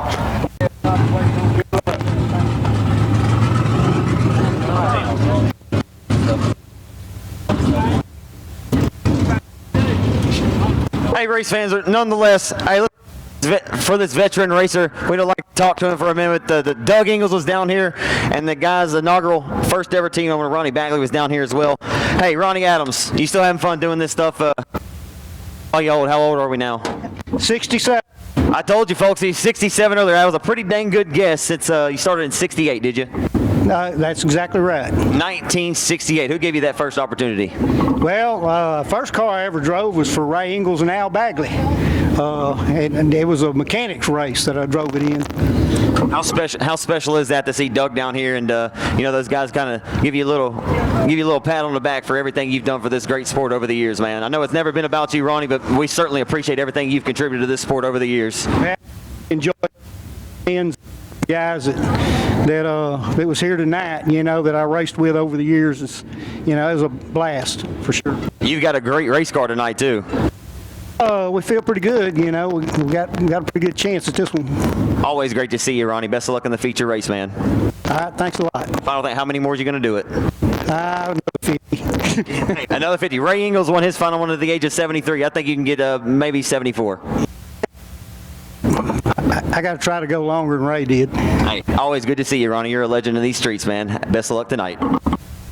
He said thanks a lot. Ronnie Adams, ladies and gentlemen, former owner and fabricator of the Viper race car chassis. He sold a lot of cars over the years. 50 years, ladies and gentlemen, 50 years. He's been behind the wheel of a race car, 67 years old, and he was tonight's 4th overall qualifier out of all the late models that checked in to do battle. Driving for Ricky Jowers Motorsports now, the Luigi's Restaurants, OWC 11A. Hunter Aston in R5 will be on the outside front row alongside the Catman John Mitchell. Inside of 2 from Bryan, Arkansas. 5 career Comp Cam Super Dirt Series victories for the Bryan, Arkansas racer. In the Henrietta Ford 71 Black Diamond, it's Robert Baker from Bryan, Arkansas. And the Massilley Valley Transportation, Banner Valley Hauling, CarCity.com. 21 Junior, Smooth Junior, Billy Moyer Jr. Inside of 2, driving the ASC Warranty Longhorn Chassis, Crop Production Services, 777 out of Batesville, Arkansas. That'll be Gavin Lenders. Outside, driving the Luigi's Restaurants 11A out of Diana, Texas. 50 years of racing for the veteran, the King of Boot Hill, rockin' Ronnie Adams. The Silent Assassin, Kyle Beard of the Rock Hard Powder Coating Upton Motorsports 45 Race Shop, Gary Beard Trucking number 86. He's in a Black Diamond chassis. It's the Silent Assassin, Kyle Beard. Outside, the reigning Midwest Sheet Metal Coons and Company Rookie of the Year on the Comcam store. And the P&W Sales P&W Ironworks 14Z. It's the Z-Man, Zach McMillan from Gladewater, Texas. Inside of the next row, the 20-year-old from Austin, Arkansas. Driving the Whistle Stop Barbecue K&G Wholesale Tire number 47. It's Chandler Petty. The 3K out of Marouge, Louisiana. The Sherwood Insurance Agency 3K in the Black Diamond chassis. It's Tanner Killick. The Thriller, K.E. Dillard, last night's winner at the Timberline Speedway. Driving the Nickel Stores, Joel's Auto Sales. SNS Fishing and Rental, Mars Race Car, Clements Power number 97 out of Robeline, Louisiana. The Thriller, K.E. Dillard.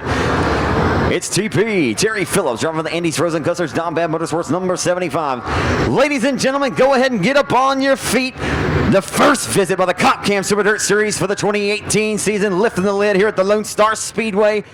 4 wide off of turn number 4. The salute to you, the great race fans, for supporting what these guys love to do each and every week when they punch the time clock and go to work.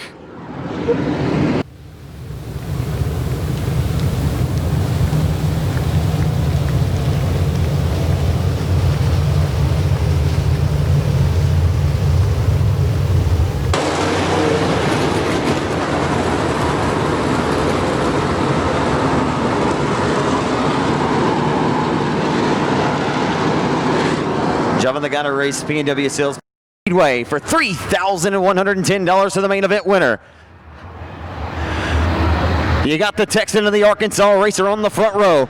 The lights are out. We're underway from Lonestar Speedway.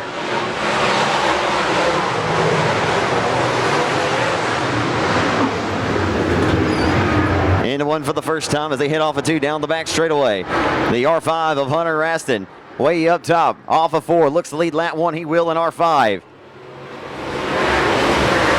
With a comfortable advantage there in the 1 and 2 for the first time. As Robert Baker, who came so close to winning the Turkey Nationals race here a couple of years ago, going to put the heat on the Catman John Mitchell for second.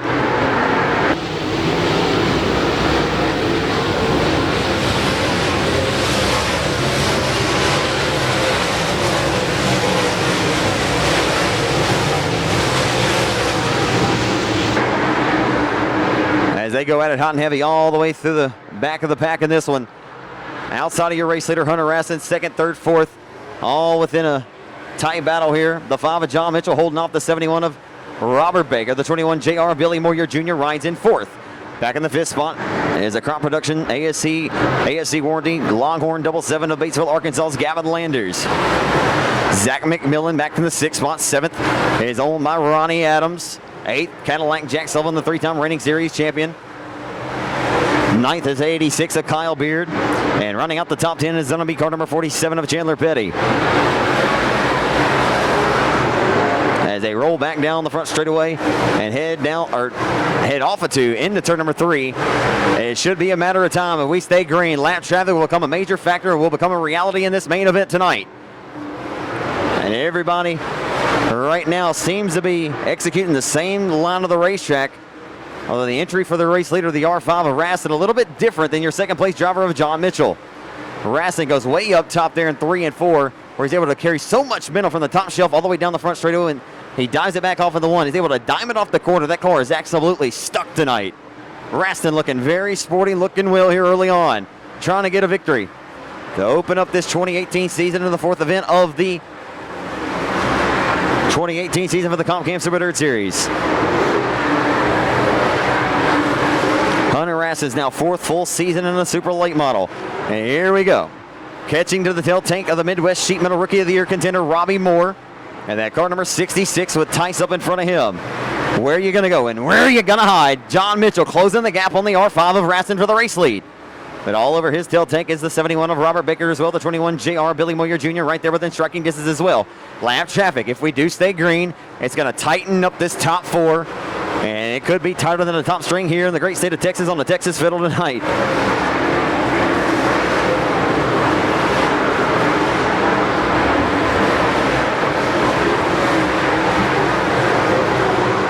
As they head off of 4, down the front straightaway, Raston with the crosshairs down to the back of the 7D, the youngster out of Hockley, Texas, Austin Tice to put him down a lap in the Catman, John Mitchell ready to pounce. The Catman ready to scratch, claw, and fight. Here comes Mitchell.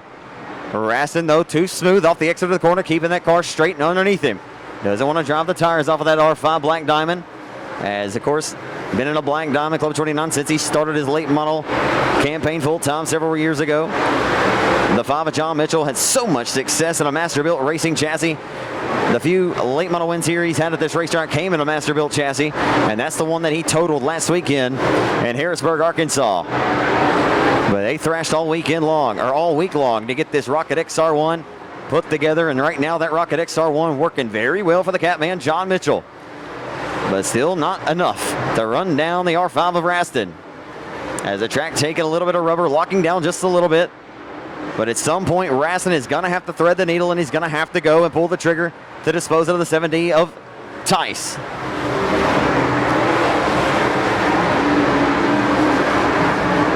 Off Oftentimes, you want to be the driver sitting in second to the catbird seat while you watch the driver from your vantage point, trying to dictate and work his way through lap traffic. Right now, though, Raston seems pretty comfortable out front. He's not pushing the issue too much.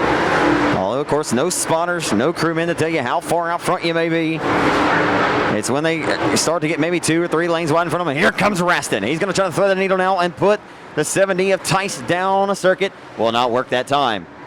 Although David Corbello showed him the yellow and the blue, and right in front of Raston, the 57 of Shipman got loose. Sorry, it looks like actually Jake Davis there.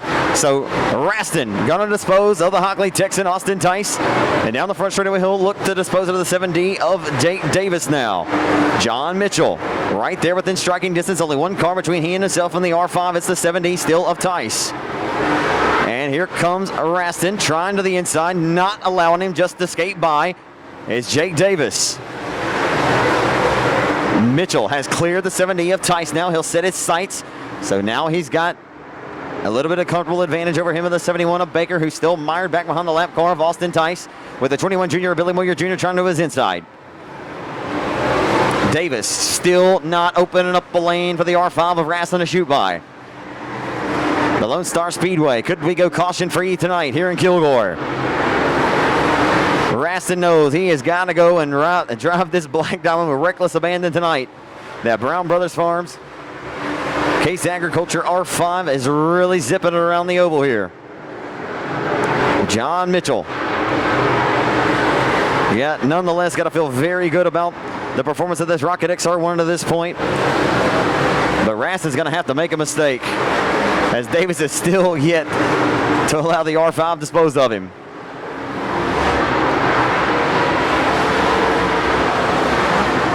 Raston going to try to throw the needle this time, not enough. Raston trying. Jake Davis showing no mercy tonight. Heck, and they might even give you the Aaron's Lucky Dog free pass in this one. Raston says, "Get out of my way." He has no idea. The Hungry Hounds who are hoping to run him down. I imagine Hunter has no idea how comfortably he appears to look on the racetrack, although you can't ever be too comfortable in these races. Holy smokes. Jake Davis is showing right now, right here in this rubber, that he could be leading this race. Holding off the R5 of Raston. It has not yet hurt Raston, though. Unbelievably, it has not hurt Raston. He'll throw the slider on lap traffic. They make maybe a little bit of slight contact. And it looks like that right rear quarter may have been just a little bit tad crinkle there, but it's not going to hurt him. So now John Mitchell will set his sights on Davis in the 7D. And that may have been all she wrote. If we go caution free from this point, not sure, unless barring a major mechanical mishap or a hard luck special or a bad luck break anyway, Raston appears to have this one in the catbird seat. But that's why we race them to the checkers. Raston now with nearly an entire straightaway advantage over the catman John Mitchell, who finally disposed of Jake Davis there in that 7D. As Raston is approaching turn number 3 right now, he rose to the center point at 3 and 4. Mitchell just now approaching the center point at 3 and 4. As Raston back into 1 and 2, the next car that would be a victim to go a lap down with the 75 of TP, Terry Phillips, the 00 of Jesse Stovall. When's the last time you said those two guys have been lapped? Hunter Raston putting on a clinic tonight. Raston may have had something to prove after the performance last night at Timberline Speedway. Started on the front row, and that race did not work out to his expectations. Car fell off in the early going, didn't have a chance to catch up with Hunter, but you could tell something just wasn't ticking on all cylinders on that R5. And what a better way to come in tonight and throw the keys on the counter and check out on this competition with one of the more dominant or stellar star-studded fields I've seen in the CompCam Super Dirt Series presented by Lucas Oil since the inception of this series. Of course, Chris Ellis's tour grows and grows, gets better and better, and does a phenomenal job. The Arkansas base tour. As Raston is reeled in the 75 of TP, Terry Phillips, and the 00 of the Undertaker, Jesse Stovall. But once again, still a comfortable advantage ahead of the 5 of John Mitchell, the 71 of Robert Baker. As back in the 4th spot is still the 21 JR of Billy Moyer Jr. 5th is Gavin Landers in the 77. 6th is going to be Zach McMillan. 7th is Kennelang Jack Sullivan. 8th will be the 86 of Kyle Beard. 9th, Chandler Petty. And running out the top 10 is Mo Bags Morgan Bagley. Got to be getting down to the nitty-gritty here. We got one maybe coming to a stop at the top of 3 and 4. Robbie Moore is slow, and we will get caution here late going. A caution here in the late going.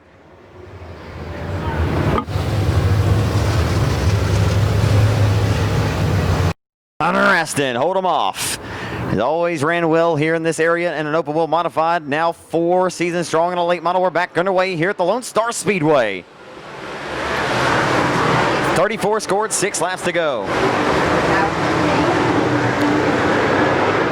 Down the back straightaway, Raston able to separate himself once again here on this restart. And we'll get a caution back out immediately on the racetrack. Unfortunately, it looks like it's going to be Chandler Petty.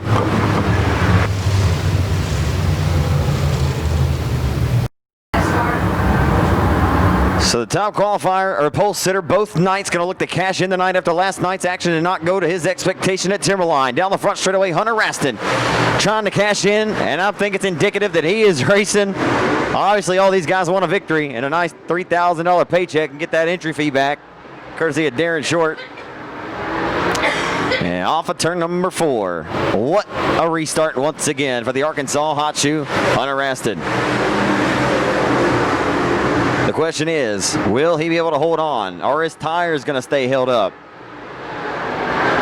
As we roll off of turn number 4, Hunter Raston leading the way. John Catman Mitchell going to look to maybe throw his hat into the ring here late in the go in that Rocket XR1. Screaming around the racetrack. Nonetheless, it's been a great night and a great performance to this point for John Mitchell. Mitchell keeping it within striking distance, but here we go. Center of the hourglass is ticking away. Tick-tock goes the race clock. Quick blistering pace being set by the Comp Cam Super Dirt Series main event this evening. This time by, it's going to be 2 laps to go from the veteran flagman David Corbello over the Jonesboro, Arkansas racer Hunter Raston. Into turns 1 and 2. Headed off of 2. Down the back straightaway. Through 3 and 4 to the white flag. Final trip around the 3/8 mile speed plan here at Sam & Lee's Everything's beautiful racetrack right off of I-20 here in Kilgore, Texas. Down the back straightaway with a half a straightaway advantage through 3 and off of turn number 4. His first Comp Cam Super Dirt Series victory will come tonight at Lonestar Speedway, Jonesboro, Arkansas's Hunter Raston to victory lane. Second, we'll go to the Catman John Mitchell in the in the 5. Third, we'll go to Bryant, Arkansas's Robert Baker.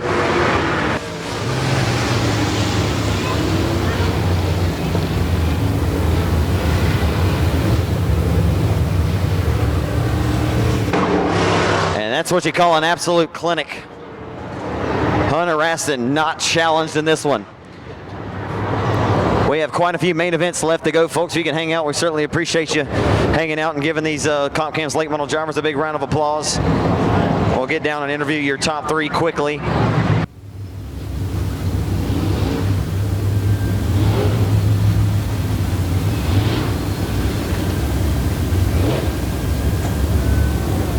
Hammock Trucking Construction, Brown Brothers Farms, Black Diamond Chassis, Baker Wellman Brown, B&B Motorsports, Stuckey ENT, War Suspension, All-Star Performance.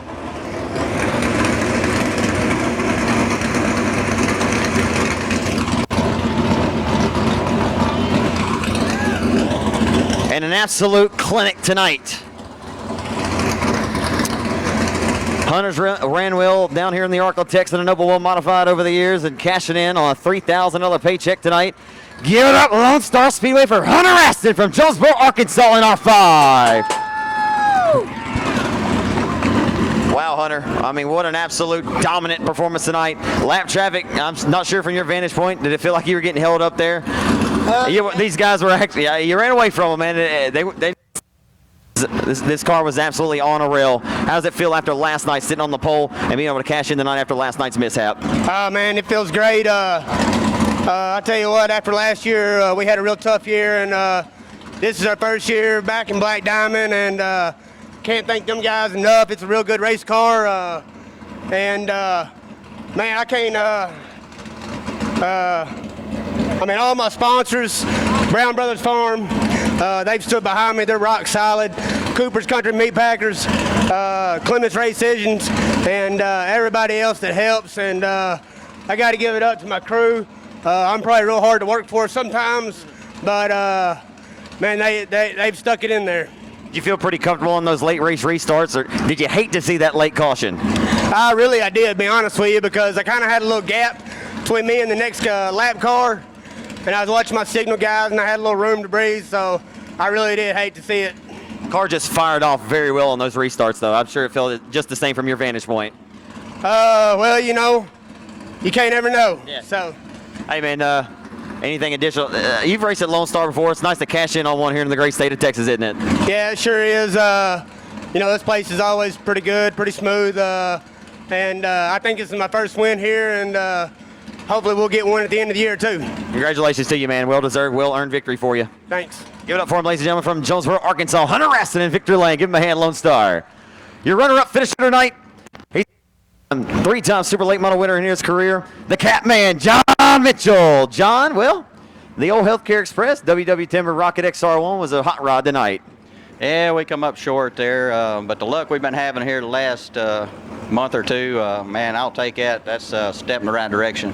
After last night's kind of struggles and what you had last weekend, of course, flipping the Masterbuilt, you spoke it just, you know, as a true racer, it feels good. You know, you want to be standing where he's at, but to grab a second right now to get this seat pointed back in the right has got to feel pretty good. Yeah, maybe we're headed the right direction. This car, we've only run this thing 8 or 9 nights, and just having to tweak on it and kind of get going. It's a quick time overall tonight, and you had to feel pretty good from there. So let's hear about all the folks that help you out in this race team. Yeah, W&W Timber, Billy White, Healthcare Express, Murphy & Son Timber, Kaiser Manufacturing, Integra Shocks. Man, they're just all these guys help us out. Great run tonight, John. Well-deserved, well-earned runner-up finish. Head back to Texarkana with a smile on your face and be safe on the road. Yep, thanks. Get up from, ladies and gentlemen, the Catman, John Mitchell.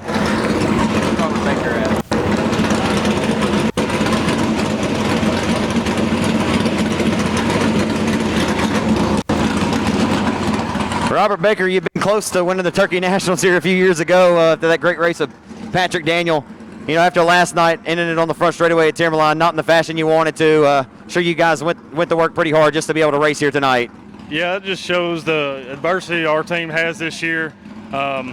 We were just in a different mood when we woke up this morning fixing our car from last night, and it was really nice to come out here and get a podium finish after, you know, the troubles we had last night, and I feel good going into next week. You know, after time trials, you had to feel like you had a really good piece at that point. You've had a good car all year. Of course, you won over Harrisburg as well. Yeah, I was just a little bit snug through the center, and we were trying to, you know, we had to slide it just a little bit on the exit, and that kind of kept me from being able to get underneath the guys in front of us. I mean, it was a little bit of a one-lane track, but all in all, those guys did good, and we're close, but we'll go to work for next week for sure. Real quick, man, I want to give you an opportunity to thank all the folks that help you out in this race team. Yeah, I've got a lot of people to thank here. I've got Shana Scott with Henrietta Ford, DB Enterprises. Without my dad, we wouldn't be here. Ronnie Stuckey with Black Diamond, Mid-State Golf Cars, Dick Mooney Crane, Tintec, and the motor, Mike Marks builds us a good piece, and I appreciate all the fans coming out too tonight. Great run tonight, Robert. We'll see you down the road. All right. Robert Baker brings home and on the podium tonight at Bryant, Arkansas in the 71.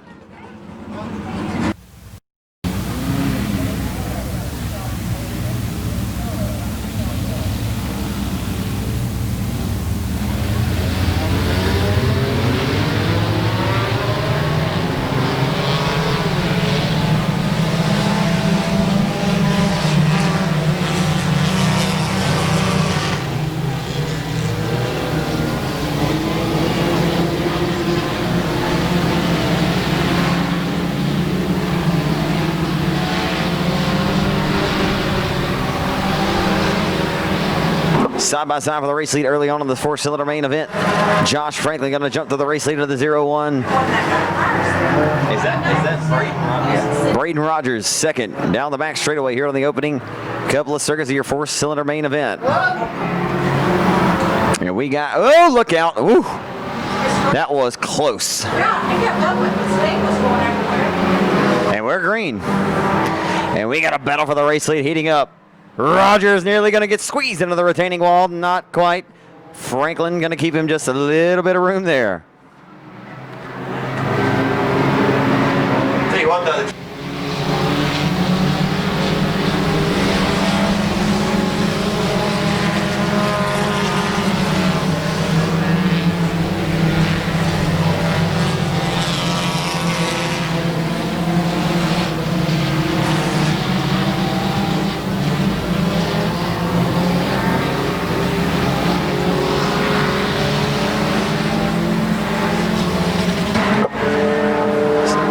this race fans, we will draw the 50-50 ticket. If you'd still like to buy one, you have a last chance. Going green this time by with Franklin out front. Rogers, Mark Whittig in the 7. 43 at Todd Fletcher.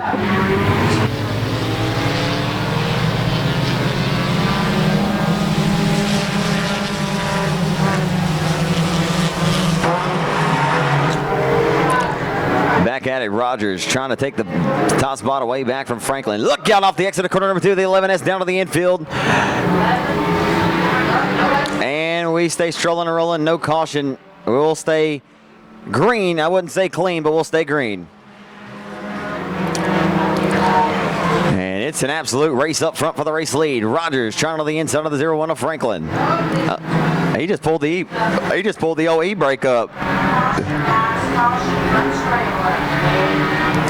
The DC-12 of Daniel Washburn. And old Daniel Washburn.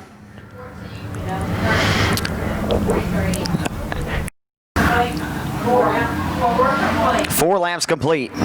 We're back underway. Good restart for Fletcher to the 43 as well for that second row. Here comes Tommy Gooden. Tommy Gooden in the 13.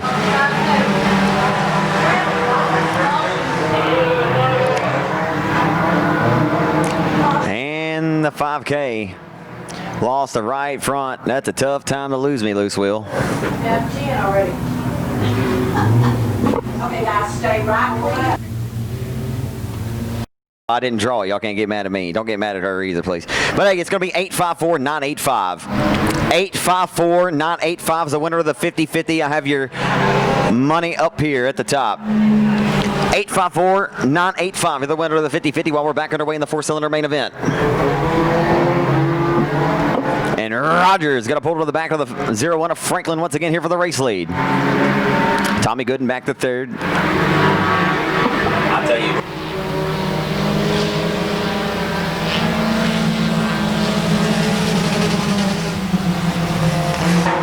Into 1 and 2. Here comes Rogers to the inside for the race lead of Franklin. They're going to go door to door down the back straightaway side by side here, approaching turn number 3.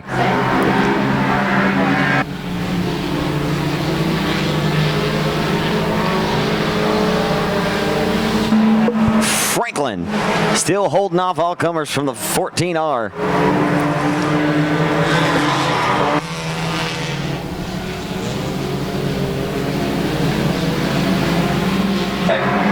The 14S Mike Stable is going to go door to door here with the 43 at Todd Fletcher. Fletcher way up top, but Grandpa keeps that good bourbon. He'll try to find some high side momentum, and he'll take that spot. Fletcher to 4th now on the 43. And for the race lead, they're going to go door to door. Side by side, off of 2, headed down the back straightaway, 4-cylinder racing. It's good. It's hot and heavy tonight. What more do you want? See what, these cars get faster and faster every week too. You want to get into this sport for an economical price, this is the way to do it and to get out there and have some fun. They're still side by side for the race lead as they head off into turns 1 and 2. And tough break.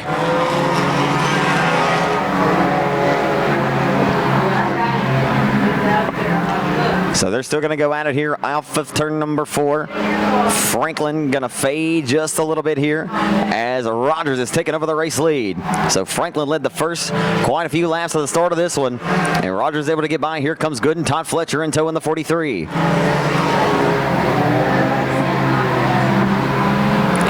We'll see. Franklin trying to reel him back in. That car got a heavy push on the 0-1 now. We'll see if that's going to affect him here in the late going. 5 laps to go. 5 more trips around. Tommy Gooden now getting a run to the inside of Franklin. That Mitsubishi Eclipse is digging. Franklin gonna try to fight back to his outside of the 13 of Gooden. Gooden says no. He'll sit down and tell Franklin to take a seat. And they'll roll off at turn number 4. Out front, Rogers comfortably out front with the race lead. An absolute display here for second on back. Fletcher want to throw his hat back into the ring here in car number 43. I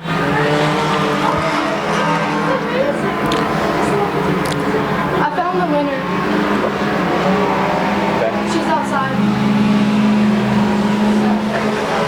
It's her 50th birthday today. Tell me your name. Tell her come here.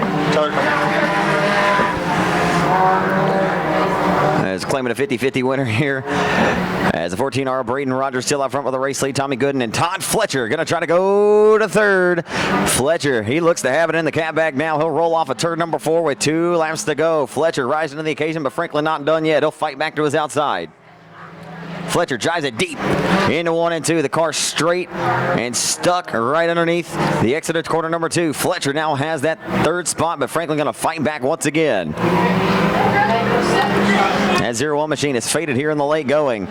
Braden Rogers takes the white flag, coming for the final time around the Lone Star Speedway 3/8 mile oval. 50 years old. I heard on interview this winter, but what was your name? Michelle Milton.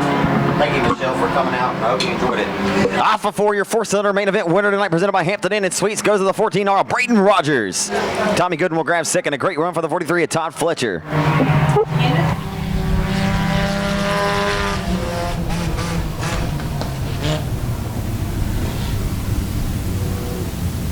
Racecraft number 91 out of Jonesville, Texas. It's Craig Oaks.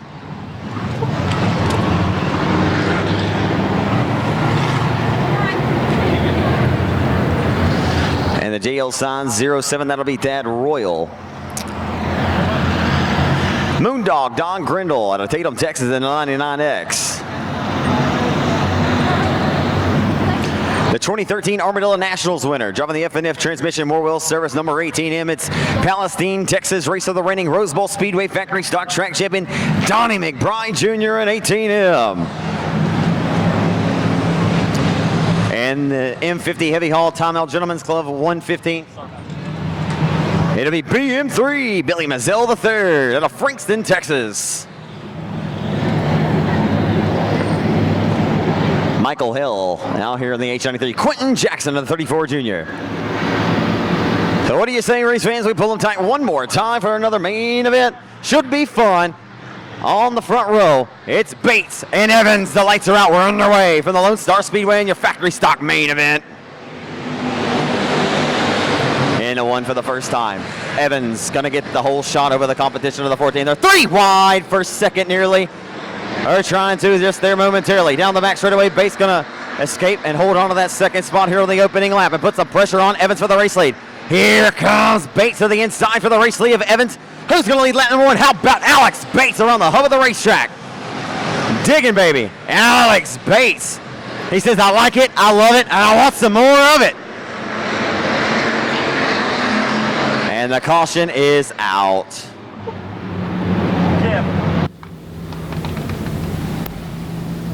Lights are going to go out. Bates going to lead them to the stripe. The Tyler Texan over TJ Evans. The 30 of Billy Joe Bruchin and Kelly Lockett. The 91 of Craig Oaks. We're back underway.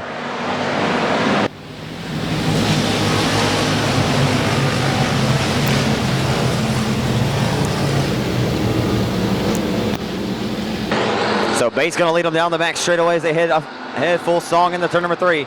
Here comes Oaks. Here comes Billy Joe Bruchin. They're 3 wide for second off of turn number 4. How about it? There momentarily anyway as they roll off of 4 back down the front. Number 1.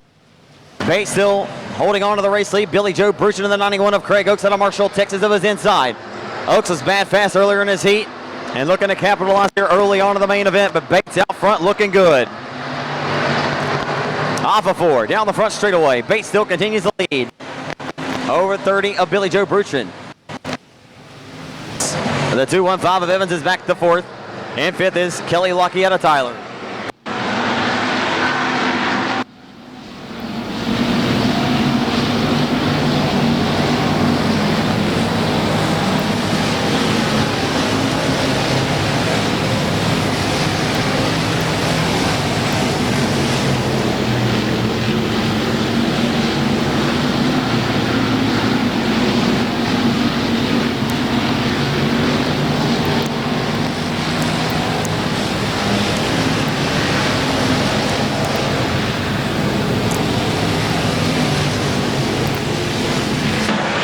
Bates continues to lead over the 30 of Billy Joe Bruchin, the 91 of Craig Oaks. Still your top 3. Nothing has changed right now. As here comes Lucky to the inside of the 215 of TJ Evans. 2 good friends work together hard out of the same shop at times. And I'm trying to fix me a Lone Star Speedway burger before they all run out and get the good out of it. Meanwhile, I'm trying to keep my eyes on the racetrack.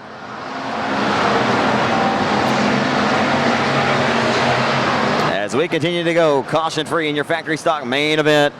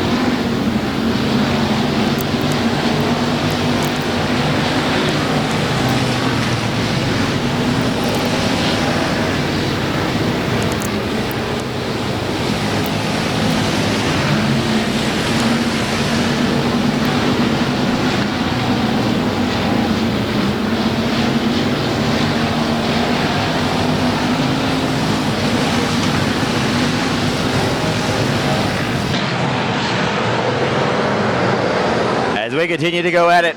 Alex Bates still out front with the race lead. Approaching lap traffic, Billy Joe Bruchin and the 91 of Oaks still your top three right now. Kelly Lockey to fourth. Evans is back to fifth.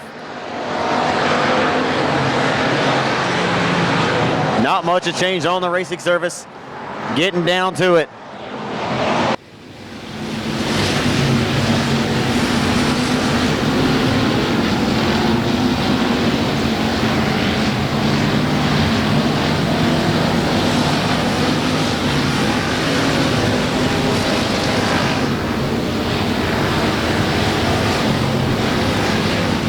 And the caution's going to wave.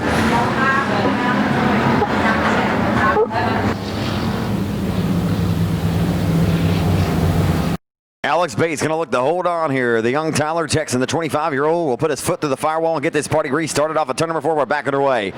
Good restart by Craig Oaks in the 91. But here comes Joe. Oh, and Joe leaned into him just a little bit there, it appeared. Lockey going to try to take advantage here. Lockey trying back to the inside of Billy Joe Bruchin is the 91 of Craig Oaks from Marshall, Texas. Does the 91 have anything up his tricky sleeve here for the driver of the 14XB of Alex Bates for the race lead? Jeff Bates Power underneath the hood with the best engine power plant built by Chuck Priestley underneath the hood of the 91 for Oaks. As they continue to roll around the racetrack, setting a torrid pace. Been an absolutely fantastic race since the drop of the hat in this one. Oaks getting a little bit of a shot in the shorts there from the 30 of Billy Joe Bruchin on the entry to 1 as they head off of 2 with their sights set down the back straightaway towards turn number 3. Oaks just not able to do anything. How about for Alex Bates? Some people just got it. Here comes Lockey. Kelly Lockey going to try to the inside here for the third spot down the back straightaway.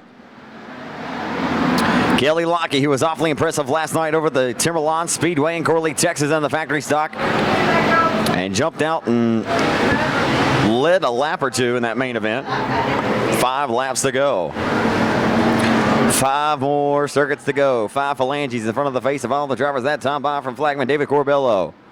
We got one slow it at the bottom of 3 and 4. It looks like he'll be able to limp that car home.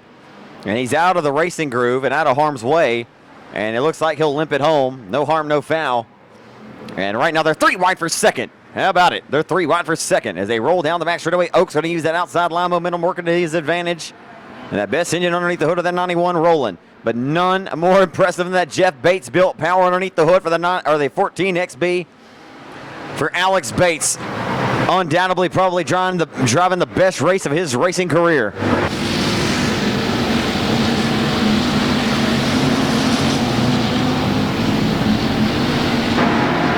Looking to cash in. Only 2 more perfect trips around the racetrack, and Kelly Lockey off of 4. Oh, boy. Oh, boy, that was tighter than the top string on a Texas fiddle there. And Kelly somehow stayed in the throttle and almost went all the way back to the third spot, but Evans went from 5th to 2nd. Wholesale spots. They got the Walmart special. After the 30 of Bruchin, and Bruchin slowed down the back straightaway. We may get a caution. Nope, he'll stay in it. White flag waving in front of the face of the 14XB of Alex Bates. What a performance tonight. into turn number 3 for the final time. Driving that Jeff Bates Power, a chassis that was built back in 2001. Alex Bates, the victory lane here at the Lonestar Speedway for the first time in his career. We'll head down and get an interview for RaceOnTexas.com.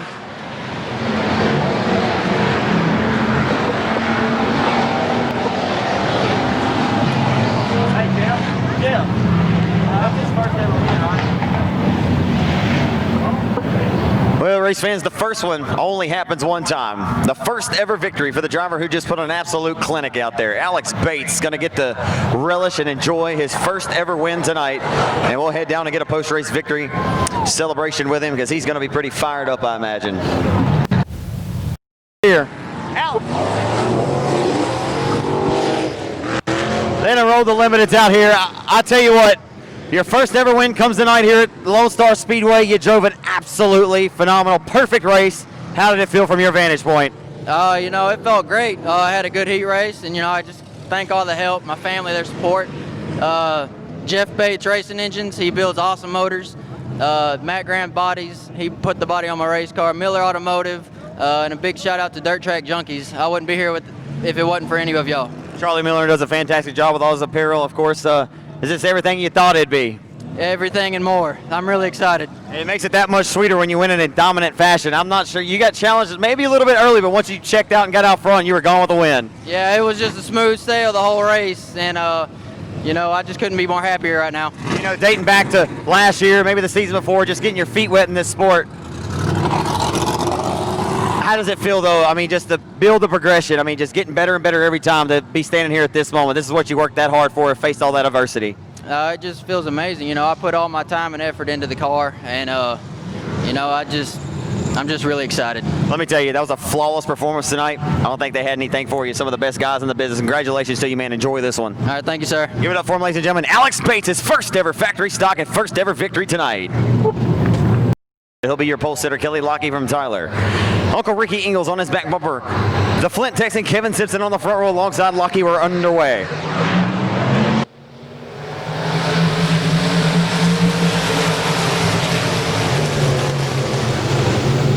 And your final race of the night here at the Lonestar Speedway.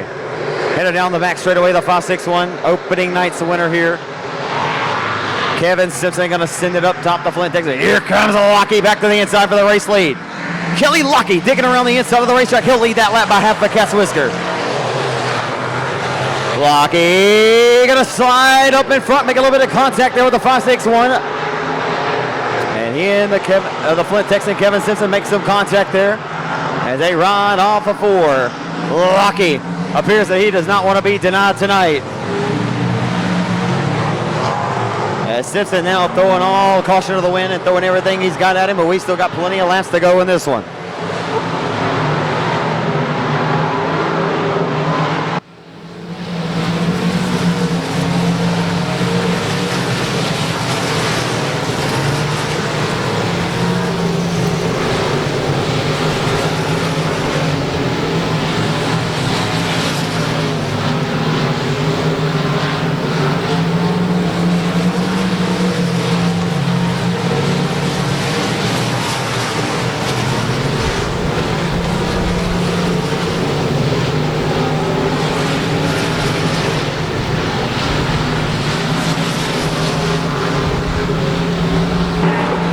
Here on RaceOnTexas.com on demand, leading into one, it's still the 14 of Kelly Lockie.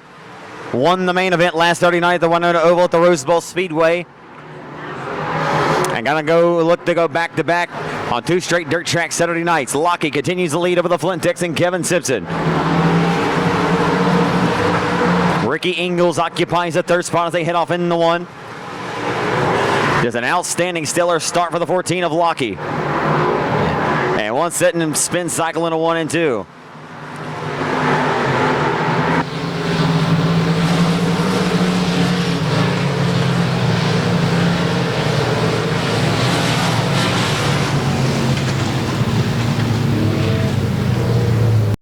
Digging around the hub or the middle part of the racetrack, was able to take the lead away. Ricky Ingles going to be into the fold now. The lights are going to go out. We're going to find out who's going to go to victory lane in this one.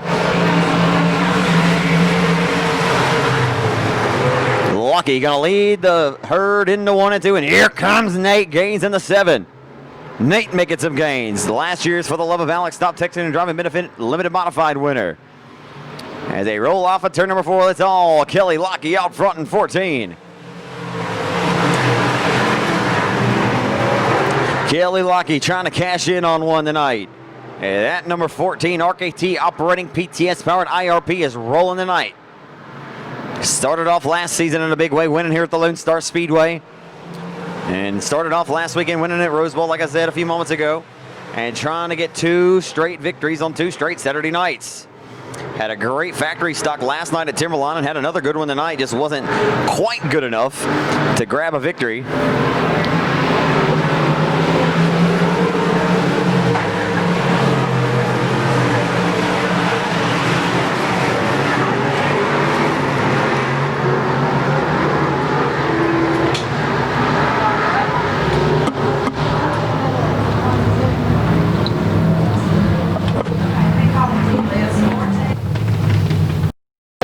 Kelly Lucky going to try to lead the final. 11 laps in this one. The 14 leads the 81 of Ingalls, the Flint Texan, Kevin Simpson, Daryl Mosley. The lights are back out. We're back underway. 3 wide there mid-pack here on the restart. How's that one going to shake out? And they head back off into 1. Some haymakers throwing there mid-pack. Boone Evans, the 4. Terry Roach back there at the back part of the pack. It's getting a little dicey. Back down the front straightaway into 1.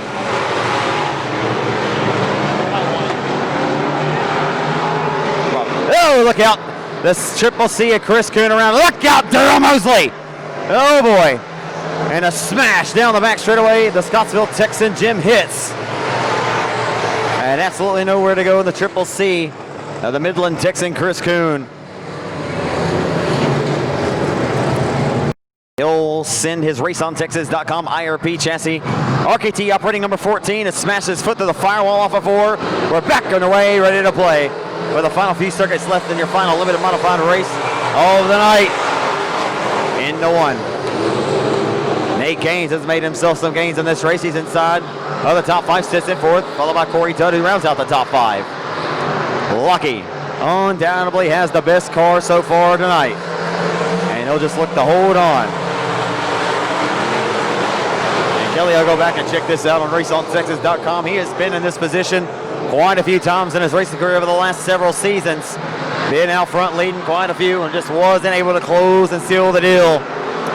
However, tonight, it appears that if he can just hold on to what he's got, he should be able to seal this one. No question he's got the best car on the racetrack right now. That John McLemore PTS power singing underneath the hood. Blistering the Lonestar Speedway racing surface. The Flint Texan Kevin Simpson trying to finish out with a win on opening night here and maybe come back to grab a second.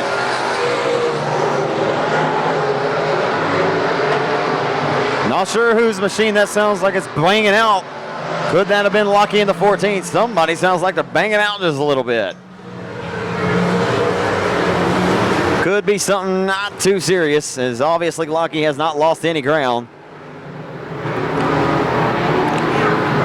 Like I said, that was a shot in the dark, kind of hard to tell. 5 laps to go.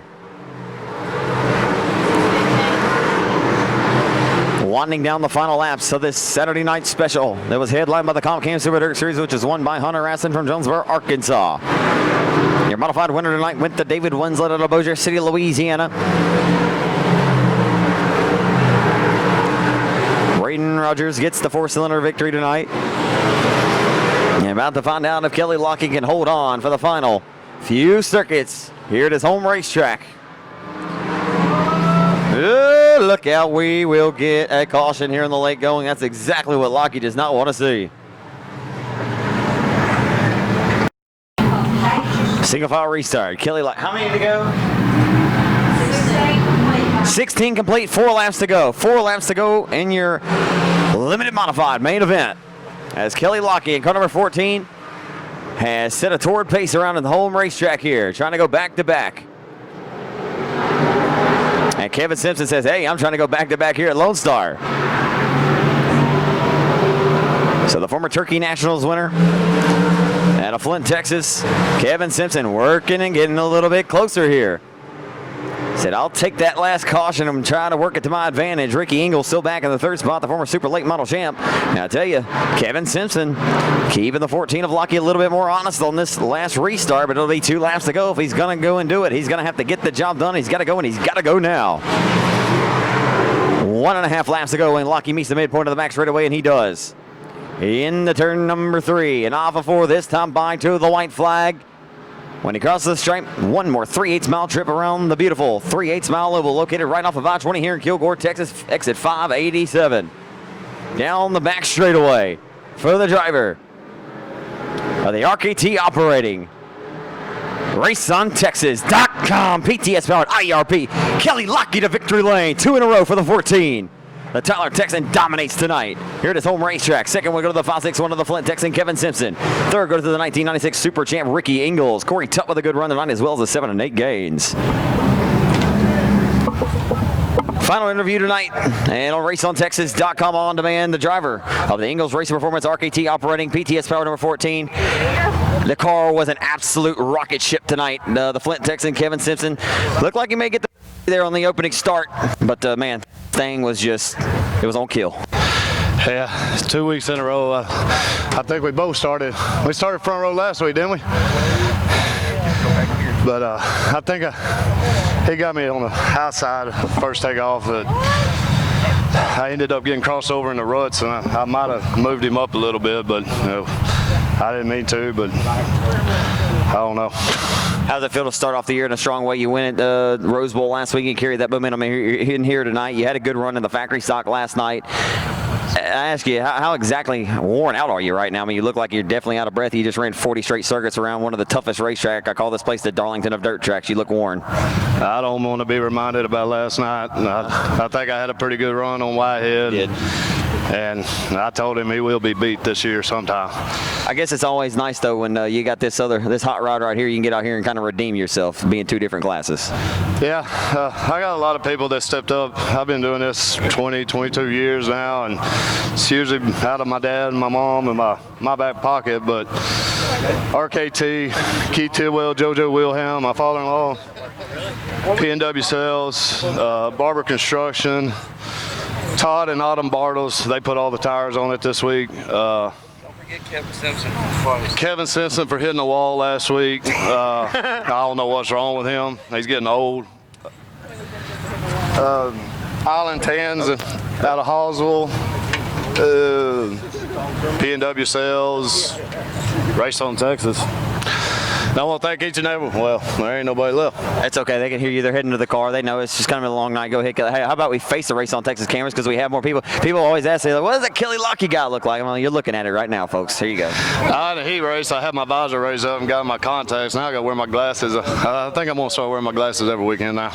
You know, it's obviously pretty strenuous on you, but when I ask you directly, I segued into this a few moments ago, but how tough is it really to run 40 straight laps between 2 cars? I mean, you literally hop directly out of that car, directly into this one. Do you not like it when it plays out that way? You'd like to probably have a race in between?